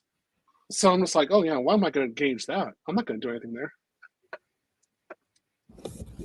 Awesome. I got a caller. Can you turn your camera on in the background, Regal and Trust Truth, so I know you're not trolls? Just for security vetting procedures, please. After that, you can turn your cameras off. Let me see. Trust Truth, you are confirmed. Turn your camera off, please. You turn it off. Yep, you confirm Trust Truth. Thank you, bro. Regal, can you turn your camera on in the background, please, so I know you're not a troll? I can't see you, bro. Show your face, please, Mr. Regal, so I know you're not a troll, please. Yep. You are confirmed, Regal. Thank you, bro. Let me bring in Mr. Regal in the background. After I'm going to bring in Trust Truth. He's next in line. So, brothers, keep it respectful, please. No swearing, no N-word use, no personal attacks. Keep it, please, very respectful, please. Okay? That'd be greatly appreciated. Let me bring in Mr. Regal in the background. Can you guys hear me? What's going on, Regal? Hey, yeah, sorry. Can you hear me? Can you guys hear me? Everything is good? I'm just doing a quick mic check. Yes. It's all good, brother. Can you hear me? So I've been very controversial in the chat. I've been going crazy. I just have a couple questions. So I've been a passport bro since 2010. I lived in China for 5 years. And that was a lot, especially during 2010. I saw a great change economically. They were booming. So it was it was great. I mean, China was thriving. It was great to be a foreigner, and that's when I was awakened and said, "Wow, like things are so much better outside of the United States, especially as a black man. I don't get the same crazy racism and stuff like that." However, as I traveled around Asia, Japan, Korea, the Philippines, I noticed that although dating and stuff was much easier as a black man, I noticed that I didn't see too many black men thriving economically. Again, that's my experience. I went abroad again after I finished university from 2016 to 2019, and then I traveled again just recently. I did Colombia and the DR and stuff like that. So yeah, I do agree with the Passport Bro sentiment that it is better. It's a better bang for your buck and time to date abroad or find a wife abroad, or at least get the family structure. Because in the West, it seems like most women are just not. They don't want it. They just don't want it. But I do think, especially since we're on, it's MLK Day and stuff, as Black Americans, like, what does that mean for us? Like, because at least in my family, I can speak for me, I don't have any immigrants in my family. So like, I guess I felt kind of weird being abroad, because it's like, am I like throwing in the towel? Am I giving up? Like, do we just, are we just traveling just to get married? Is that it? Or is like, what's the end goal? So I guess my question to Theo is, like,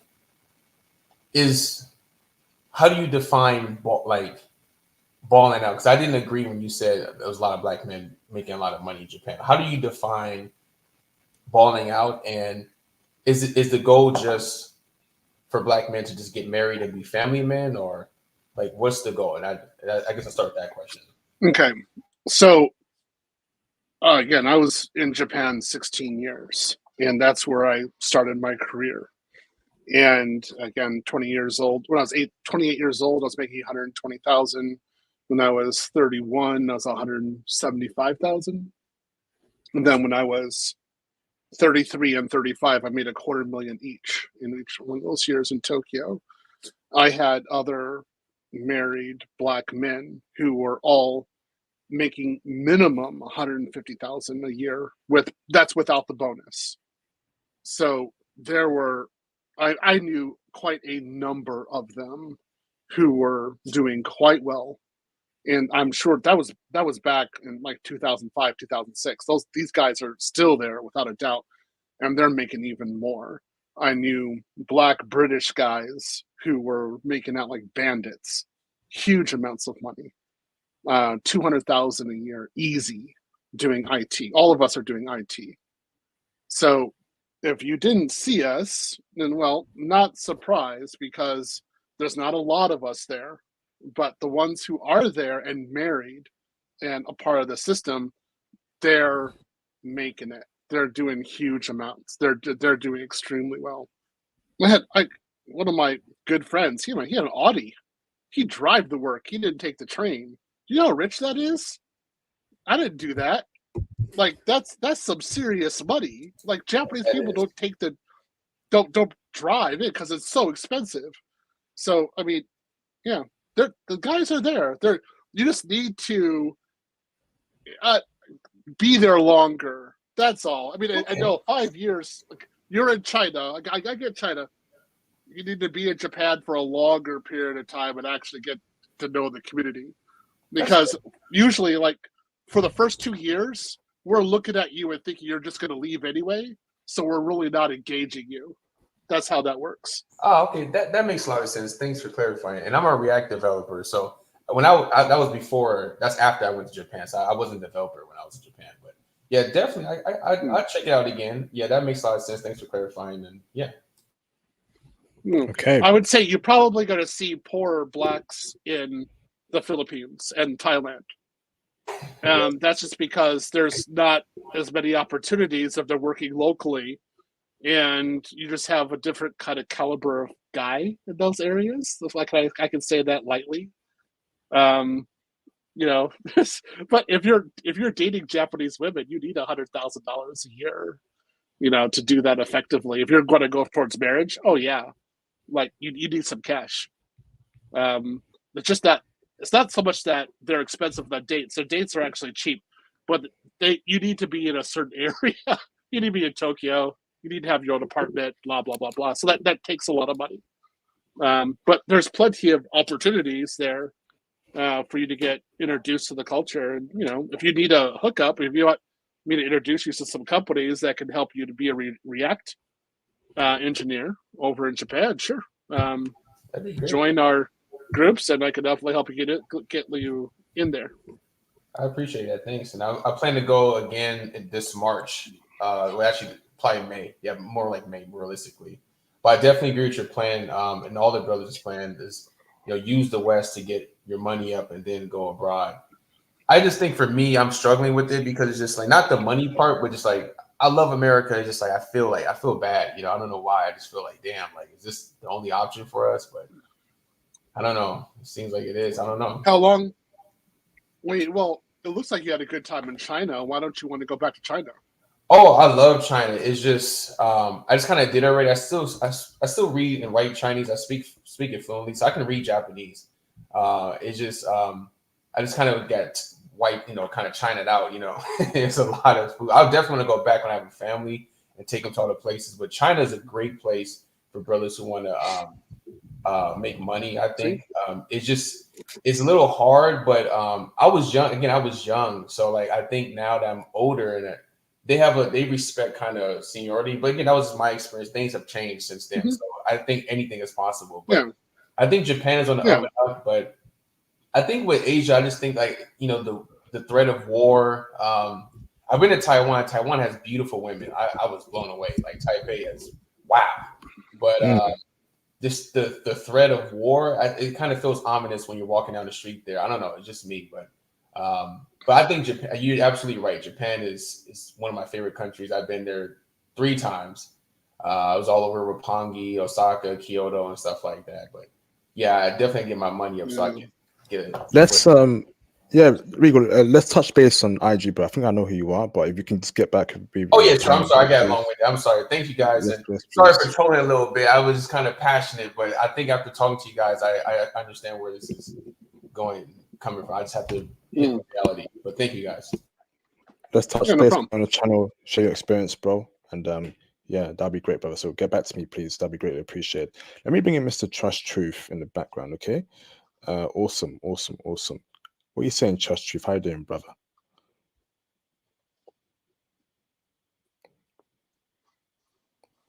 You good, bro? Yeah, I'm good, thanks. I'm good. How you doing, man? Yeah, I'm good. Big up to you guys. I'm great. I'm really enjoying your YouTube videos, especially your lives, and I'm always sharing and promoting because you're doing big things out here. You know, you're putting the brothers on in terms of the IT, and I think that, as you said, no one else is doing this in terms of doing the walkthroughs in different countries, and you're getting to learn the layout of the land, which I really, really like. And I think it's very useful for brothers that are exploring the world, number one. Number two is the IT thing, which I'm going to need to have a conversation with you about the Python. I'm curious about that. I need to get into something like that. I'm already living in Japan. And the whole Korea versus Japan thing, maybe because I'm not living in Tokyo, I'm living in Hyogo. It's a little bit like it's a little bit like mayonnaise in Hyogo. Wait, let me ask you. You're in Hyogo? Yeah, I'm in Hyogo. You're in Hyogo. Mm-hmm. Oh, the first Japanese girl I dated was from Hyogo. I know what you're talking about. Yeah. Yeah. They got some they got some good women there. Yeah. Yeah. That's. Yeah, it's good. I've got a Japanese wife here. Yeah. It's all good. But it's a little bland here compared to Tokyo, or even I can't get to grips with. What about, bro? The live stream topic. Any thoughts on that, bro?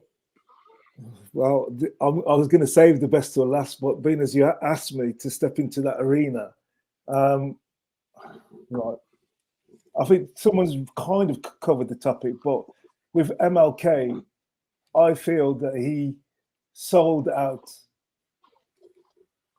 He sold out the melanated people. Now, don't use the word black because, unlike others, who probably don't understand, it's literally like using the N word. It's like a curse word. If you do your own research, and you look in the Black's Law Dictionary, and there's a guy called I'll type it in the chat that we've got. His name's the real Kushti, and he talks. He shows all the evidence, all the proof. It's all written in books, and it shows the whole reason why they also used the colors was to kind of really divide us, because people that lived in America were already Seminoles, were already Choctaws, they were already that from colors, dark, brown, mulatto, and I'll type his name in the Kushti. So how does that relate to MLK? Do you want me to bring it? I'm gonna bring it in. Okay. Well, how does it relate to MLK? Well, MLK would know this. MLK knows all this. He knows our originations, and that's the reason why. There's a guy, politician that used to go with him. I remember his name.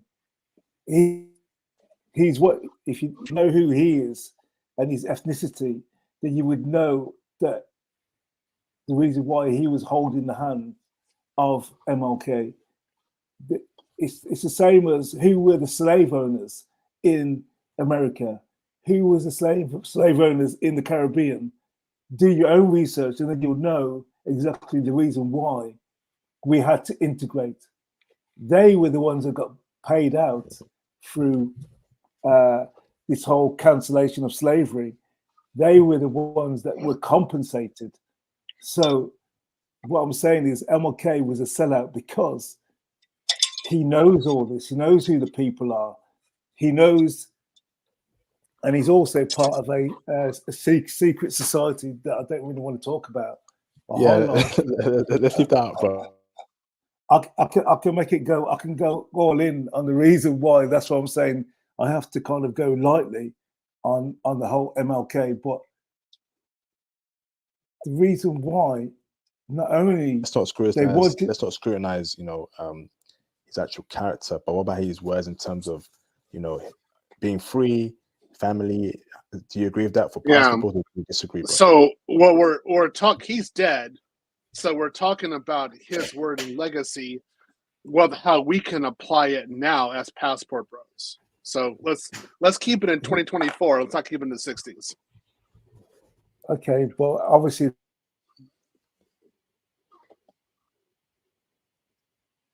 integrated into society via MLK, regardless of, we have to go back to the source in order to go to the future. Okay, all right. Thanks for that, Trust Truth. So, bro, you keep dropping out and dropping in, so, bro. Carry on, bro. Hello? Internet. Maybe it's my internet. Hello, can you hear me? It's your internet. Yeah, bro. If soon as you say secret, whatever, that's when it's like actually a bit jacked up, bro. I told you, bro. Be careful, man. Secret people. I'm being real, bro. Be careful, bro. But as soon as you said that, it started getting a bit iffy. So be careful, bro. Please. Now you're back. So now, brother, try and relate it to current affairs, please. So in terms of actually, brother, hold that thought there. Think about how MLK's words applied to Passport Bros in 2024. I'm gonna come back to you after, okay, bro? Let me go over to Theo. Okay. Go on, Theo. No, I mean, what we should be talking about is how he actually expresses or continues the legacy or the dream while he's in Japan, because that's what I had. I was able to really manifest and do that like self-improvement when I was in Japan in a way that I never could have done at that point in my life in the States. Would have been impossible. So, you know, as a passport bro, I did a lot more abroad than I could in the West. I say that if you really wanted to live out like that dream that MLK has, the best place for you to do it as a black man is abroad. So for you in Hyogo, I know exactly where you are in Hyogo, and I know Hyogo. I've been there a few times. Do you think that you're able to achieve Martin Luther King's dream more in Hyogo than you could say in, you know, Chicago or New York or Washington, D.C.?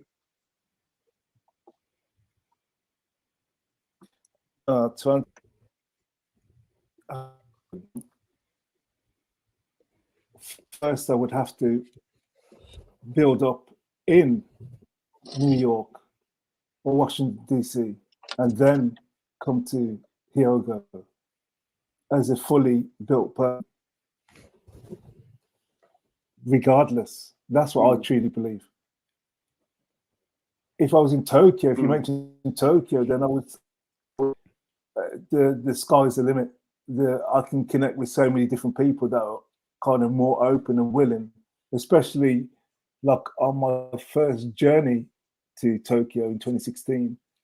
I met so many other foreigners that were kind of trying to put me on to, they had businesses over there as well, and they were trying to put me on to their businesses. There's so many people I connect with on just one simple night out. And I believe there's a difference. It's just like there's a difference between living in Osaka and Hyogo, if that makes any sense. People, it's more of a city. I wouldn't think more of a city. Yeah, I know. I wouldn't go that extreme because I'm coming from Tokyo, so I didn't see that much difference between Hyogo and Osaka. It's the same. For me, it was the same, but you're right there, so it's a bit different. Like for me in Tokyo, Yokohama, Kanagawa, and Tokyo are like really big different entities. But when I was there, they were just Tokyo. I didn't know the difference what they were. So yeah, I see what you're saying. Oh well. All right. Do we get another caller? Yes, we can. So, Johnny. Sorry, okay, I want to mention the whole Korea versus Japan, and I agree with Theo. There's something definitely about Korean women that is better than the Japanese women. I don't know what it is, but there is definitely something there, and I think that you're able. I would think that you have to build more with a Korean woman than with a Japanese woman. That's my opinion. Okay. Have you dated a Korean chick before?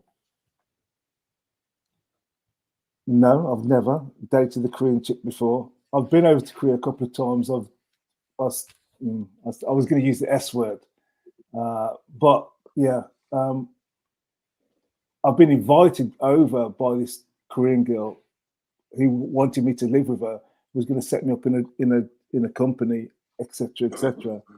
And I've been told that you can set up a business a lot more easier in Korea than in Japan. There's a lot more red tape in Japan, and also apparently they've now changed their visa where you can actually work remotely. They want you to come and work remotely from another country and come to Japan. They've changed the new visa. Apparently, my friend told me. So it's worth a visit. Thank you, bro. All right, thanks for that, Trust Truth. Let's get another call in the background. Let's go on for 10-15 more minutes to wrap up in the 2-hour 10-minute mark, if that's okay with you, Theo. JAM, if you actually want to chime in on JAM. I mean, yeah, there's a lot. I just didn't want to be rude. First, when you said the remote work, was that Korea or was that Japan? Or was that both? Who's that, for me or for your Trust Truth? Oh, for just Truth. Trust Truth. Yeah. My ex-child does a lot of exploration, does a lot of research. She said that Korea has now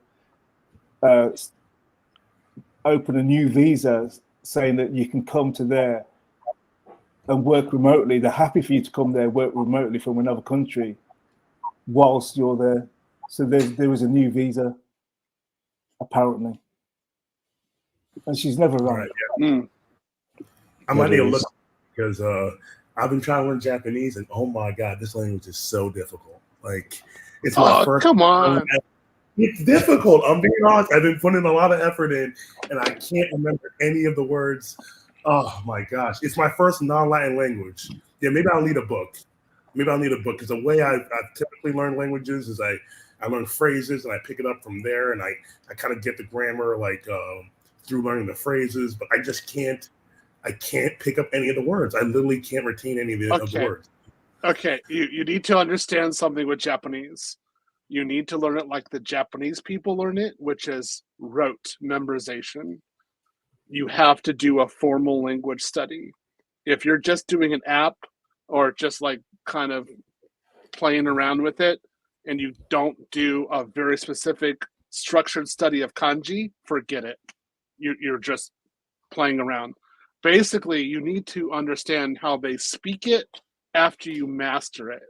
So for me, I knew how to read and write 3,000 kanji before I returned to Japan in '97. I could read almost anything, right? And I was a good translator reading, but my spoken Japanese was a little cluttered. And then I went to I went to Kanagawa, and I learned Yokohama Ben there. Everybody in Japan and Tokyo speaks Yokohama Ben. So I learned it really well. And I was like, okay, you can read it. Who cares? I know how to speak it now. And that's where I got really good. But I already knew the kanji. So you need to learn the darn kanji. Just go for it. Like, you need that, but the basic 2,000. Now, if you don't have your kanji books, you're playing around. You're not serious. That's the thing, Theo. I just want to learn how to speak it. I want to learn how to listen and speak. No. Because if you don't have the kanji, there's too many homonyms. I can't understand it. I don't know, because it's like con. There's like over 50 cons.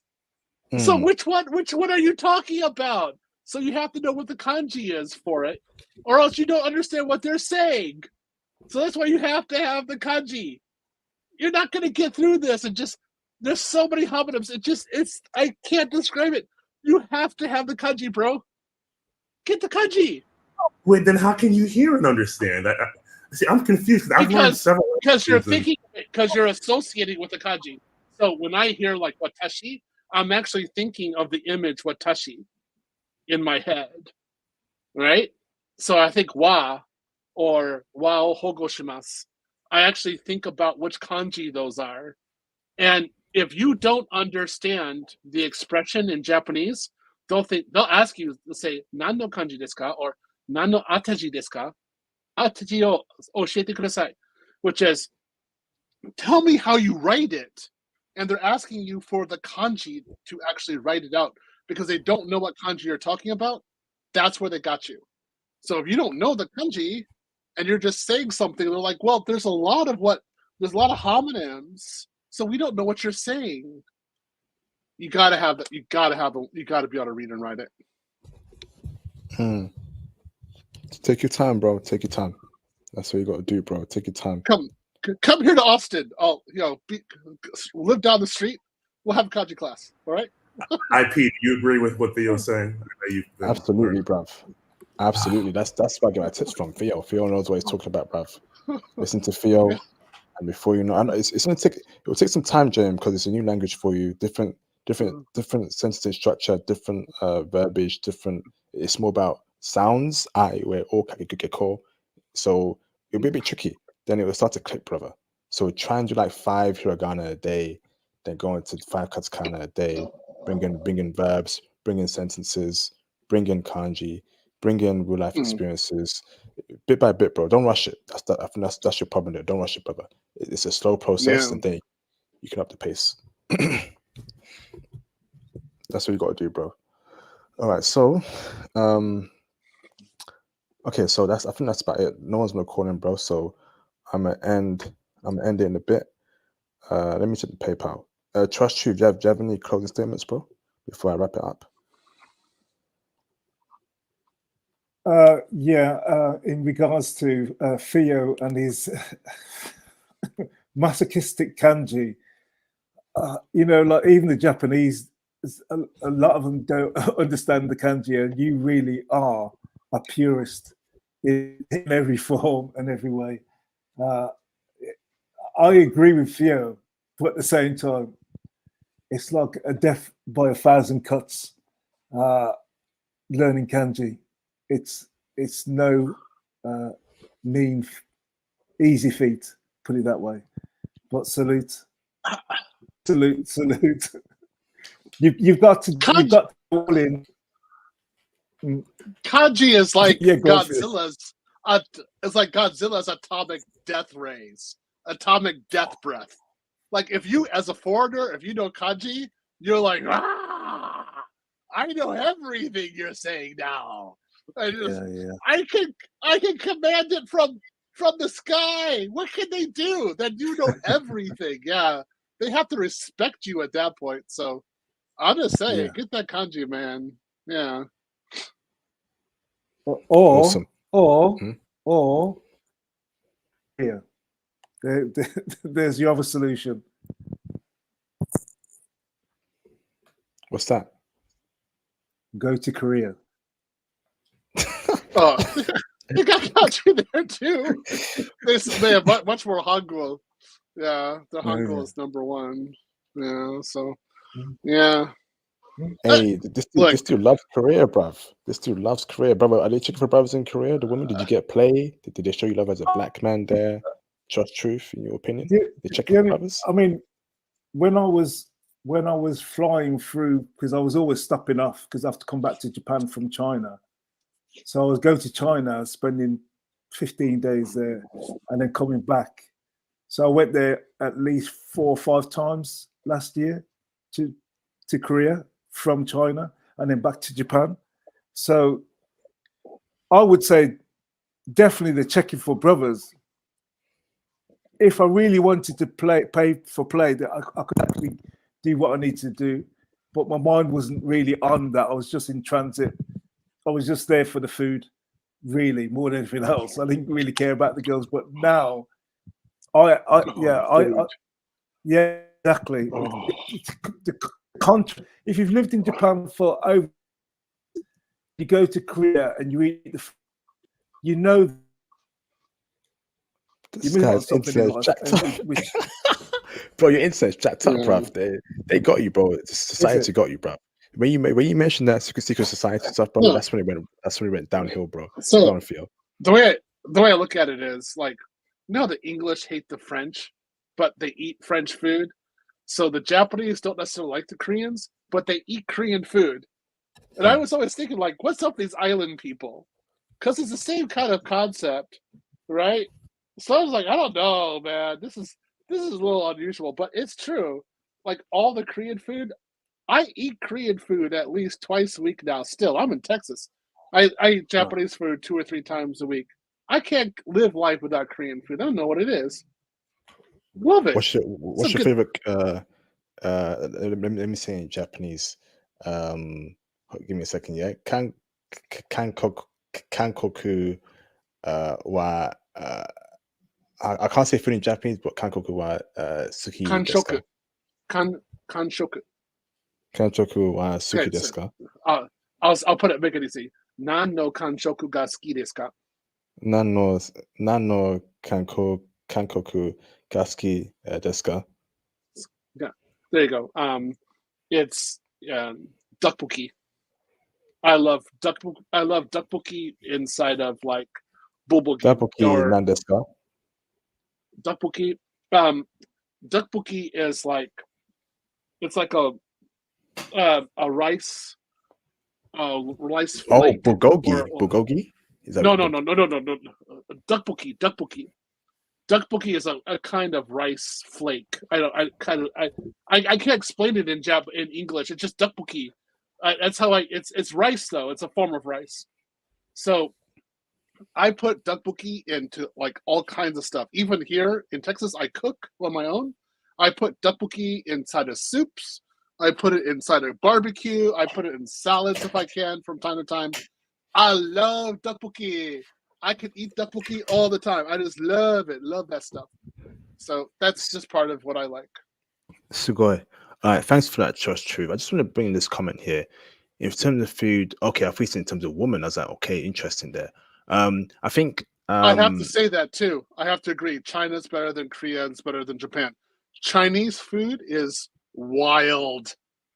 I like it, but I'm like, don't tell me what I'm eating because I may not be able to eat it. But it's good. The only thing though is that it's like in America, you're still going to be hungry in about an hour anyway. Mr. Regal, right? How did Mr. Regal? How did the woman treat you there in Korea? Because I think Korea left a bad taste in me. I ain't gonna lie, man. Like I didn't do as well as I thought I would do. I'm really upset as to how I didn't just deal with the woman there. I don't know what happened there. So how did they treat you there, Mr. Regal, the Korean woman? Because I don't know what I did wrong. I'm just a bit perplexed there. JM, any closing statements, bro? Thank you, Mr. Trust Chief. I'm gonna drop you off, bro. JM, what's going on, bro? Last comment, please, bro.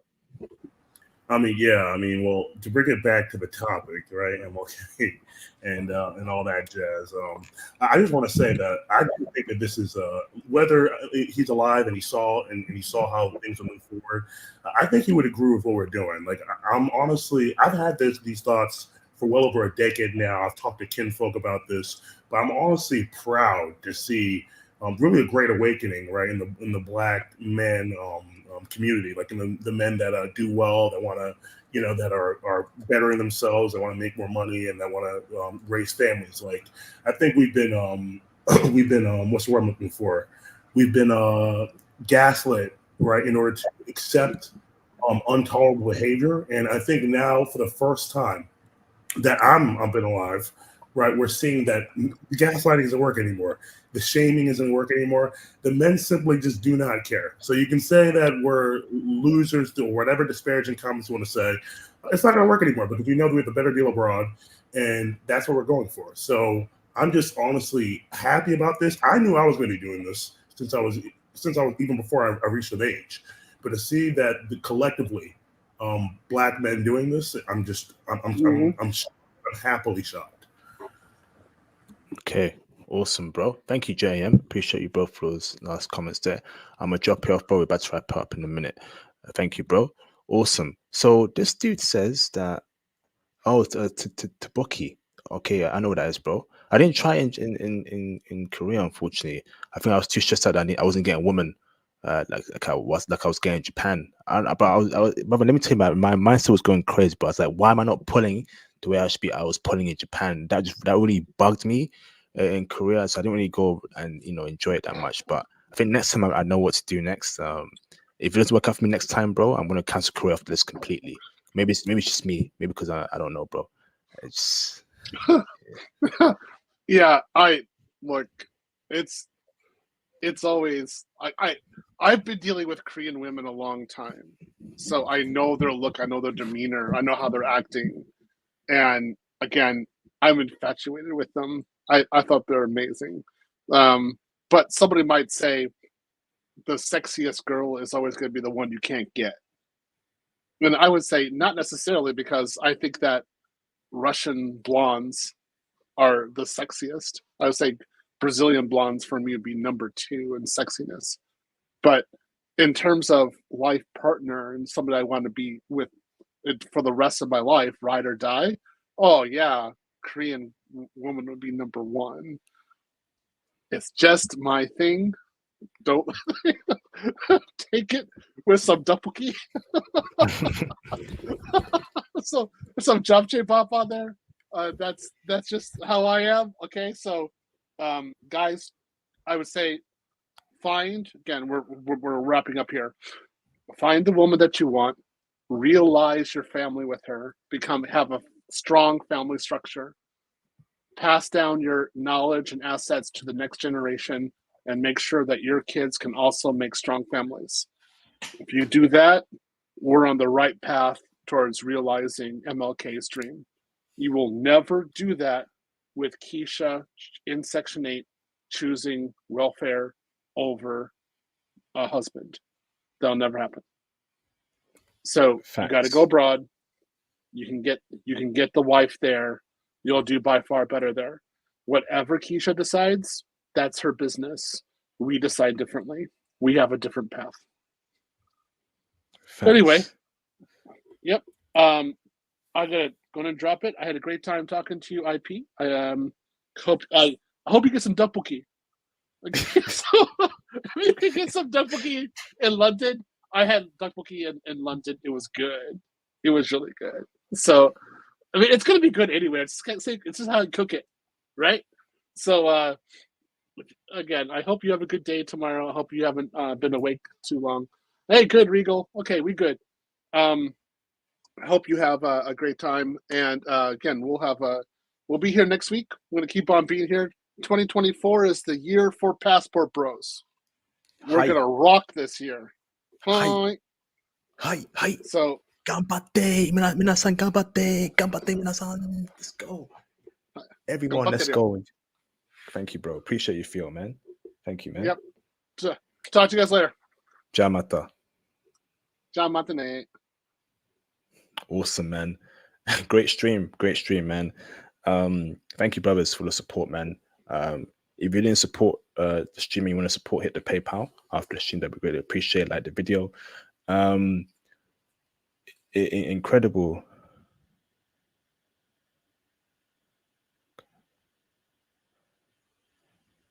What can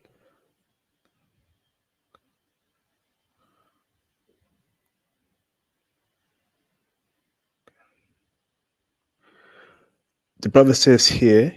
Gambats. What? Gambaste. What's that word? Gambaste.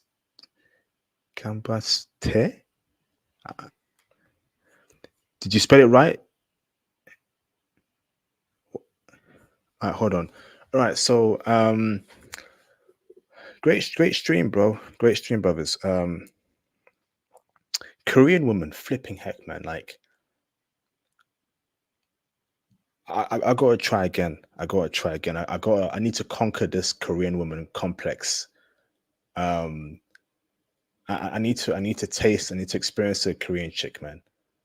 I need to have one in my life. Flipping heck, bruv. Flipping heck, man. I need a Korean chick. I need one. Oh my goodness, man. I need a Korean chick. Flip.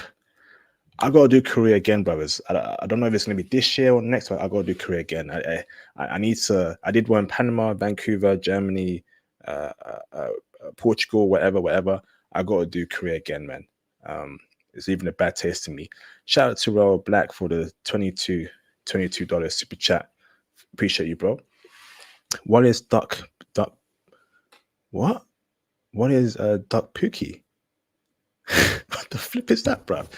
What is duck pook? I know I'm not saying it right. Oh, tteokbokki. Hold on, bro. Hold on.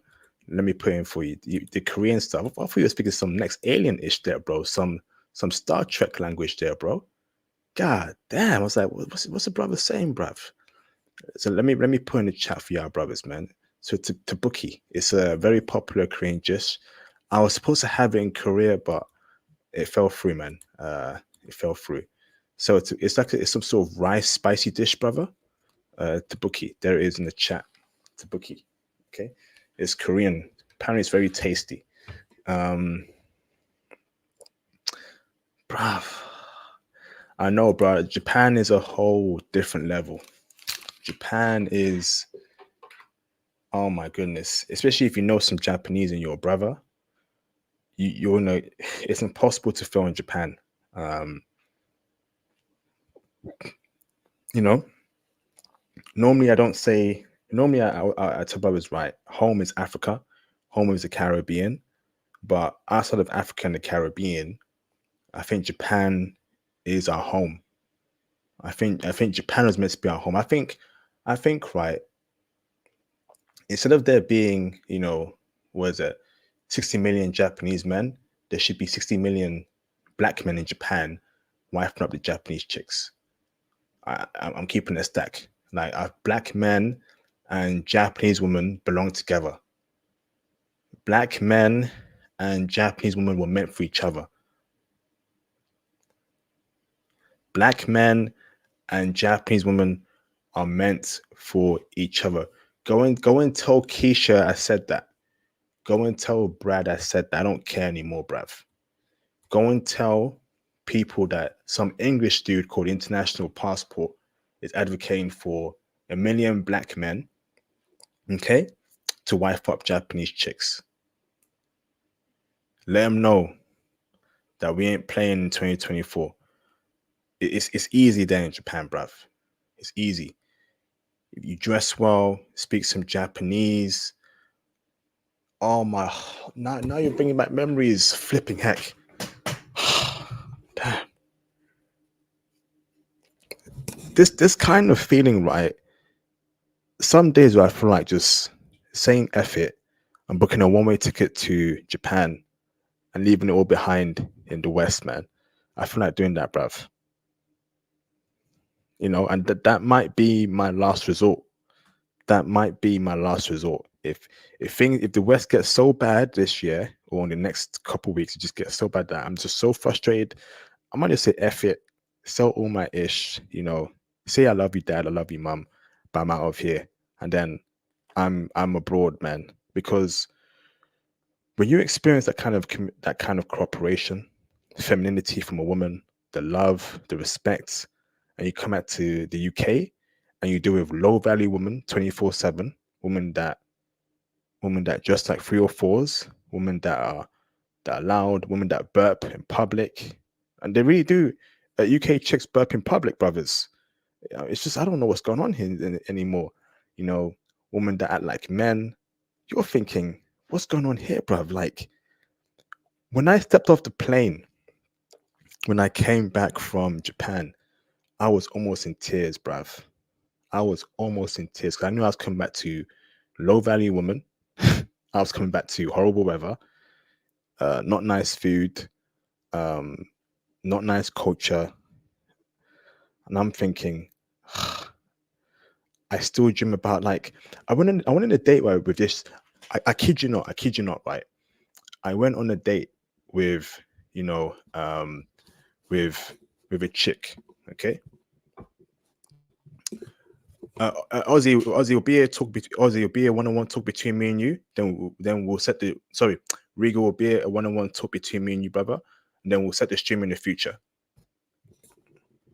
Okay, we'll set the stream in the future, bro. Ain't no live stream about this time, just to make it very clear. So I went on a date, right, with a chick that was a minimum 9 out of 10. A 9 out of 10.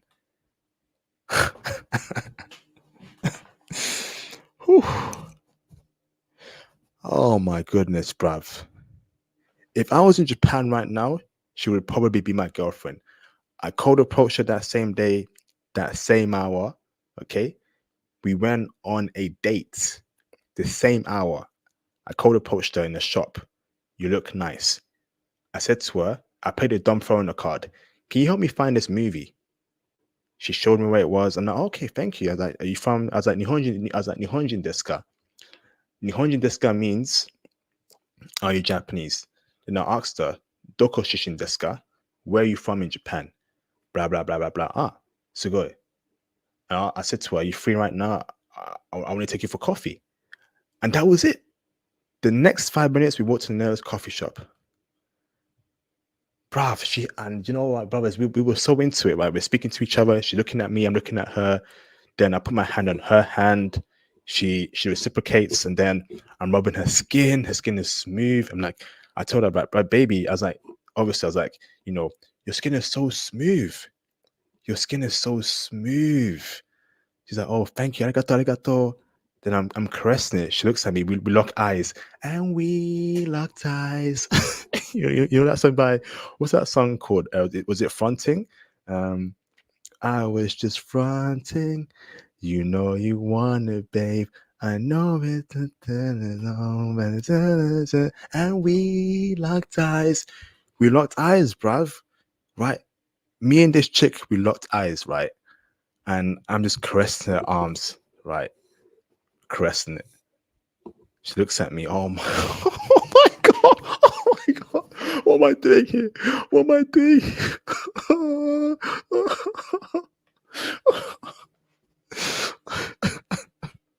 Oh my gosh! What is this, man? What is this? What is this, man? This is too much, man. Ah, brothers. The amount of ease, cooperation, connection. It was like we were exchanging, we were exchanging our soul, right? It was like we were exchanging that, energies, vibes, right? Can you imagine, right? A 9 out of 10 Japanese chick, also conservatively dressed, okay, locking eyes. You're looking at her, she looks at you. Flipping heck, bruv. Take me back. Shout out to Mr. Yu-Gi-Oh Master for the $5 super chat. Hey IP, quick advice. Based on hearing your Patreon content, you might have to take time with Japanese women. Stay patient. Yes, indeed. Yes, indeed. Brothers, go on the Patreon, brothers, man. Go on the Patreon. There's over 100 videos on bad foreign chicks, Mexican chicks, Colombian chicks, Polish chicks, Japanese chicks, Korean chicks, as to how they get down and freaky in the bedroom. Let me tell you right now, Japanese women and Korean women are freaks. They some freaks. They freaky. Okay? Go on the Patreon, man. Be a lifetime member. Support what I do. The Patreon. That's it, bruv. There you go. Damn.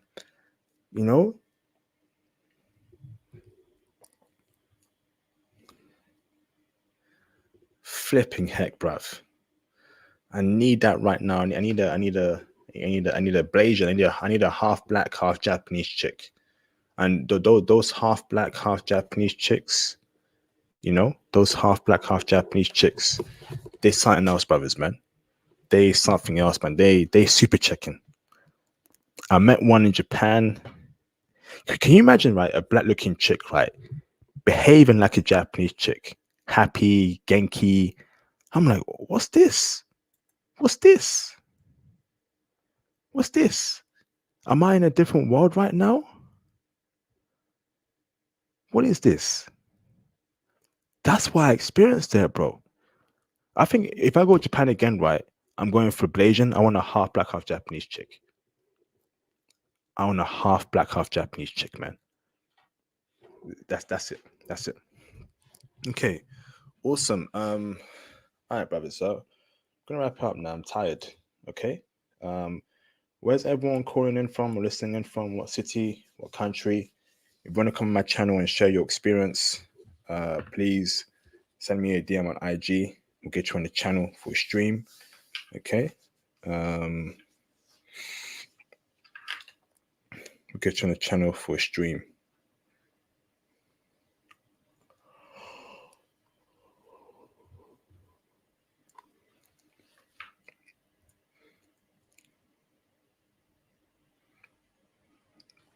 What country, what city you are listening from?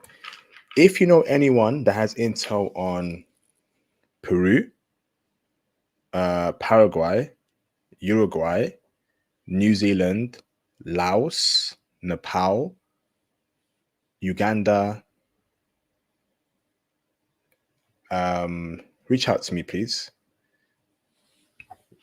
I'm trying to get every country done on planet Earth, even Iran, Pakistan, flipping Israel, flipping Iraq. If you've been to Iraq and if Iraqi women are checking for brothers, we want to know.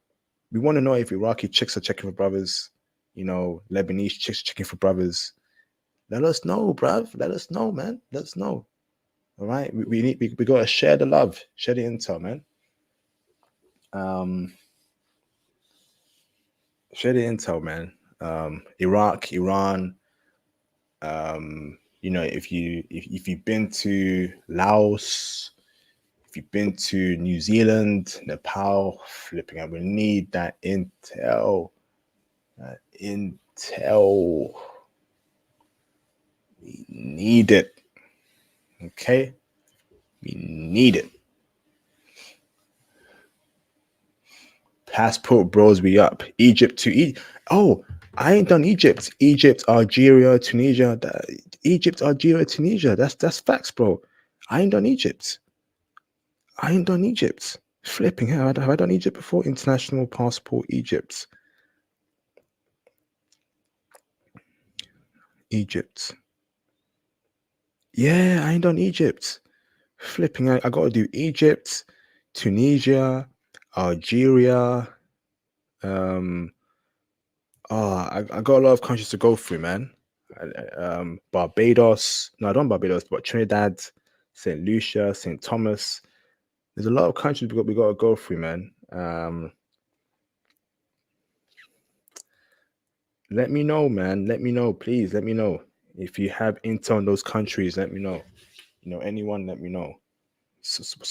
One of y'all have been to Egypt before. One of y'all have been to Egypt. So reach out, man. Reach out to the bros. Reach out to the bros. The bros. So I did Indian women last week. I did Jamaica, 2 new countries. I did before that Bahrain, another new country, Bosnia, a new country, Cyprus, new country, Macau, Hong Kong, Mongolia, and Azerbaijan. Look, quite a lot of new countries in the past 2 weeks, man. But we need more. Moto. Okay. Hey, you're a joker, Regal. You're a joker. You guys are jokers, man. Yeah. Every country on planet Earth, I gotta do. Every country on planet Earth, I gotta do eventually. Man, can I get it done this year? Can IP do the rest of the countries on planet Earth this year? Who knows, man? Who knows? That will be an achievement. That will be an achievement. But yeah, man. We've done Norway. Yeah, me too. I need Algeria too. Algeria, Tunisia. I need a whole North African continent or area. I need that, man. We've done Sweden, we've done Norway, we've done Scandinavia, we've done Denmark. We've given you that European intel, man. We've even done Lebanon. Surprisingly, we've done Lebanon. I did that 2 years ago. Lebanon. We've done Vietnam, bro. We've done Vietnam. We've done Tanzania. And shout out to Johnny Walker for that Tanzanian intel, man. That was classic. We've done Vancouver, we've done Panama, Poland, Uzbekistan. Flipping, have we done a lot, Bobby? There's more to do, bro. There's more to do, man. We've done Australia, Germany. That's my stream. Classic. Lebanese, Turkmenistan. I wanted to attribute. What? You got intel, Brian G, on North Africa? You got intel?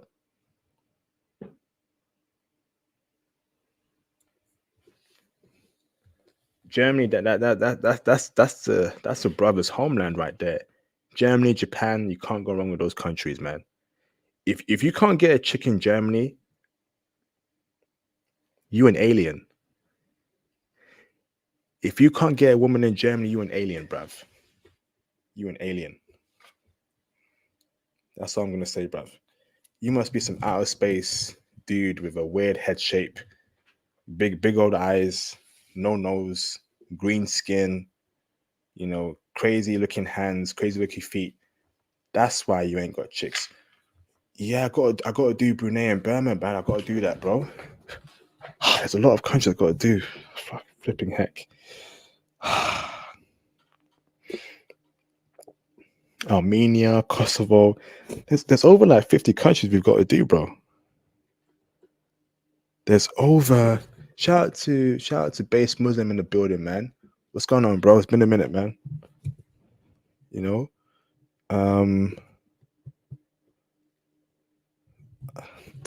I need that Algeria intel, bro.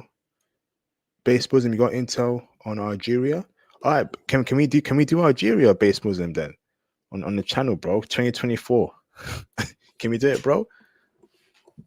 Can we do Algeria, bro?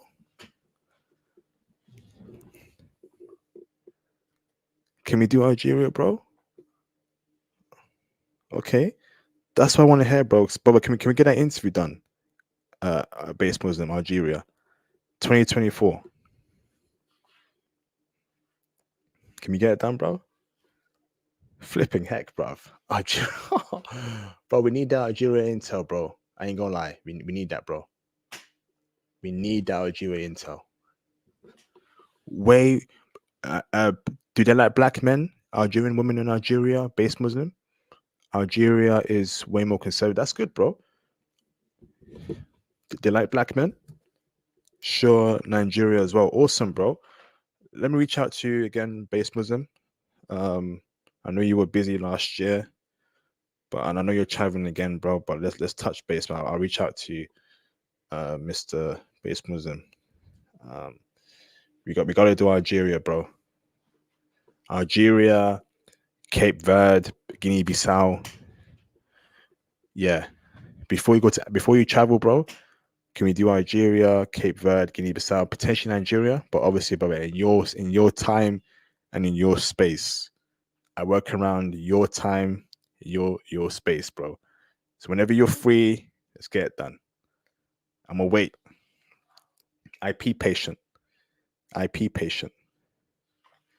Damn. My cousin married an Algerian. He's crying because of his marriage. There you go, man. He's crying because it's so good.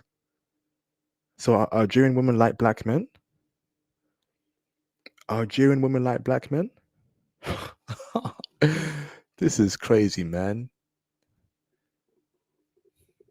Imagine if black men had power.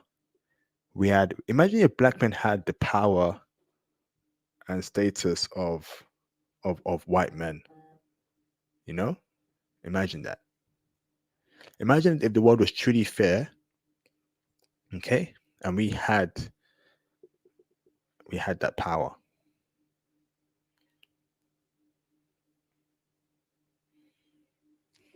No competition, man. No competition. Libya. Libyan chicken for brothers? Hell nah. Libyan chicken for brothers. Flipping heck, man. Flipping heck. Are you kidding me right now, bro? Libyan woman chicken for brothers. That's wild, man. So as you know, brothers, right? Okay, like we have a lot of options. Pick the woman you want. Pick the nationality woman that you find the most attractive. Unless you want to have 10 wives. Now, if you want to have 10 wives, that's cool, right? If you can afford 10 wives, that's cool. But pick the group of women that you like the most. Okay. If you like all race of women, cool. But if there's one you like the most, maybe it's Korean, maybe it's Tunisian, whatever, go for that. Because if you keep having all these different, options, it's time goes, bruv. Pick one, wife her up, learn all the deal, bruv. Okay? Learn all the deal.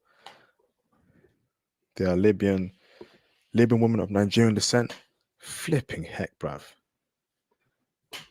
I'm going Libya. Nah, bro. What do you mean stay away from me? I'm going Libya, bro. I booked my flight, bro. Just like 5 minutes ago. I'm gonna find me my Libyan queen. F it, bruv. I'm going Libya tomorrow. I'm going Libya. I'm going there, bruv. F you mean stay away from Libya, bro? We passport bros. Ain't no country we're not gonna go to. We passport bros, bro. So if that means we go to Libya, we're going Libya, bro. I might even go to Iran, bro. I might even go to Iraq. If feminine, cooperative women, right, checking for brothers in Iraq. I'm going to Iraq, bro. I'm going to Iraq, bro. I don't give a damn. I'm going there, bruv. I'm going to Iraq. Lebanon, Iraq, whatever, bro. If they're checking, I'm going, bruv. Okay? Yes, indeed. Yes, indeed. The king, incredible, bruv. Wow, amazing. Kidding. Don't go to Libya. Don't go to Iraq. I'm kidding there. Do not go to those countries. Please don't go there, brothers. Pretty dangerous at the moment. All right, I'm gonna wrap it up, man. I'm gonna wrap it up. Okay, brother, it's been a pleasure. Happy New Year to all of y'all, as always. And I'll see you, brothers, on the next video. Peace out. Thank you so very much. Awesome, awesome, awesome.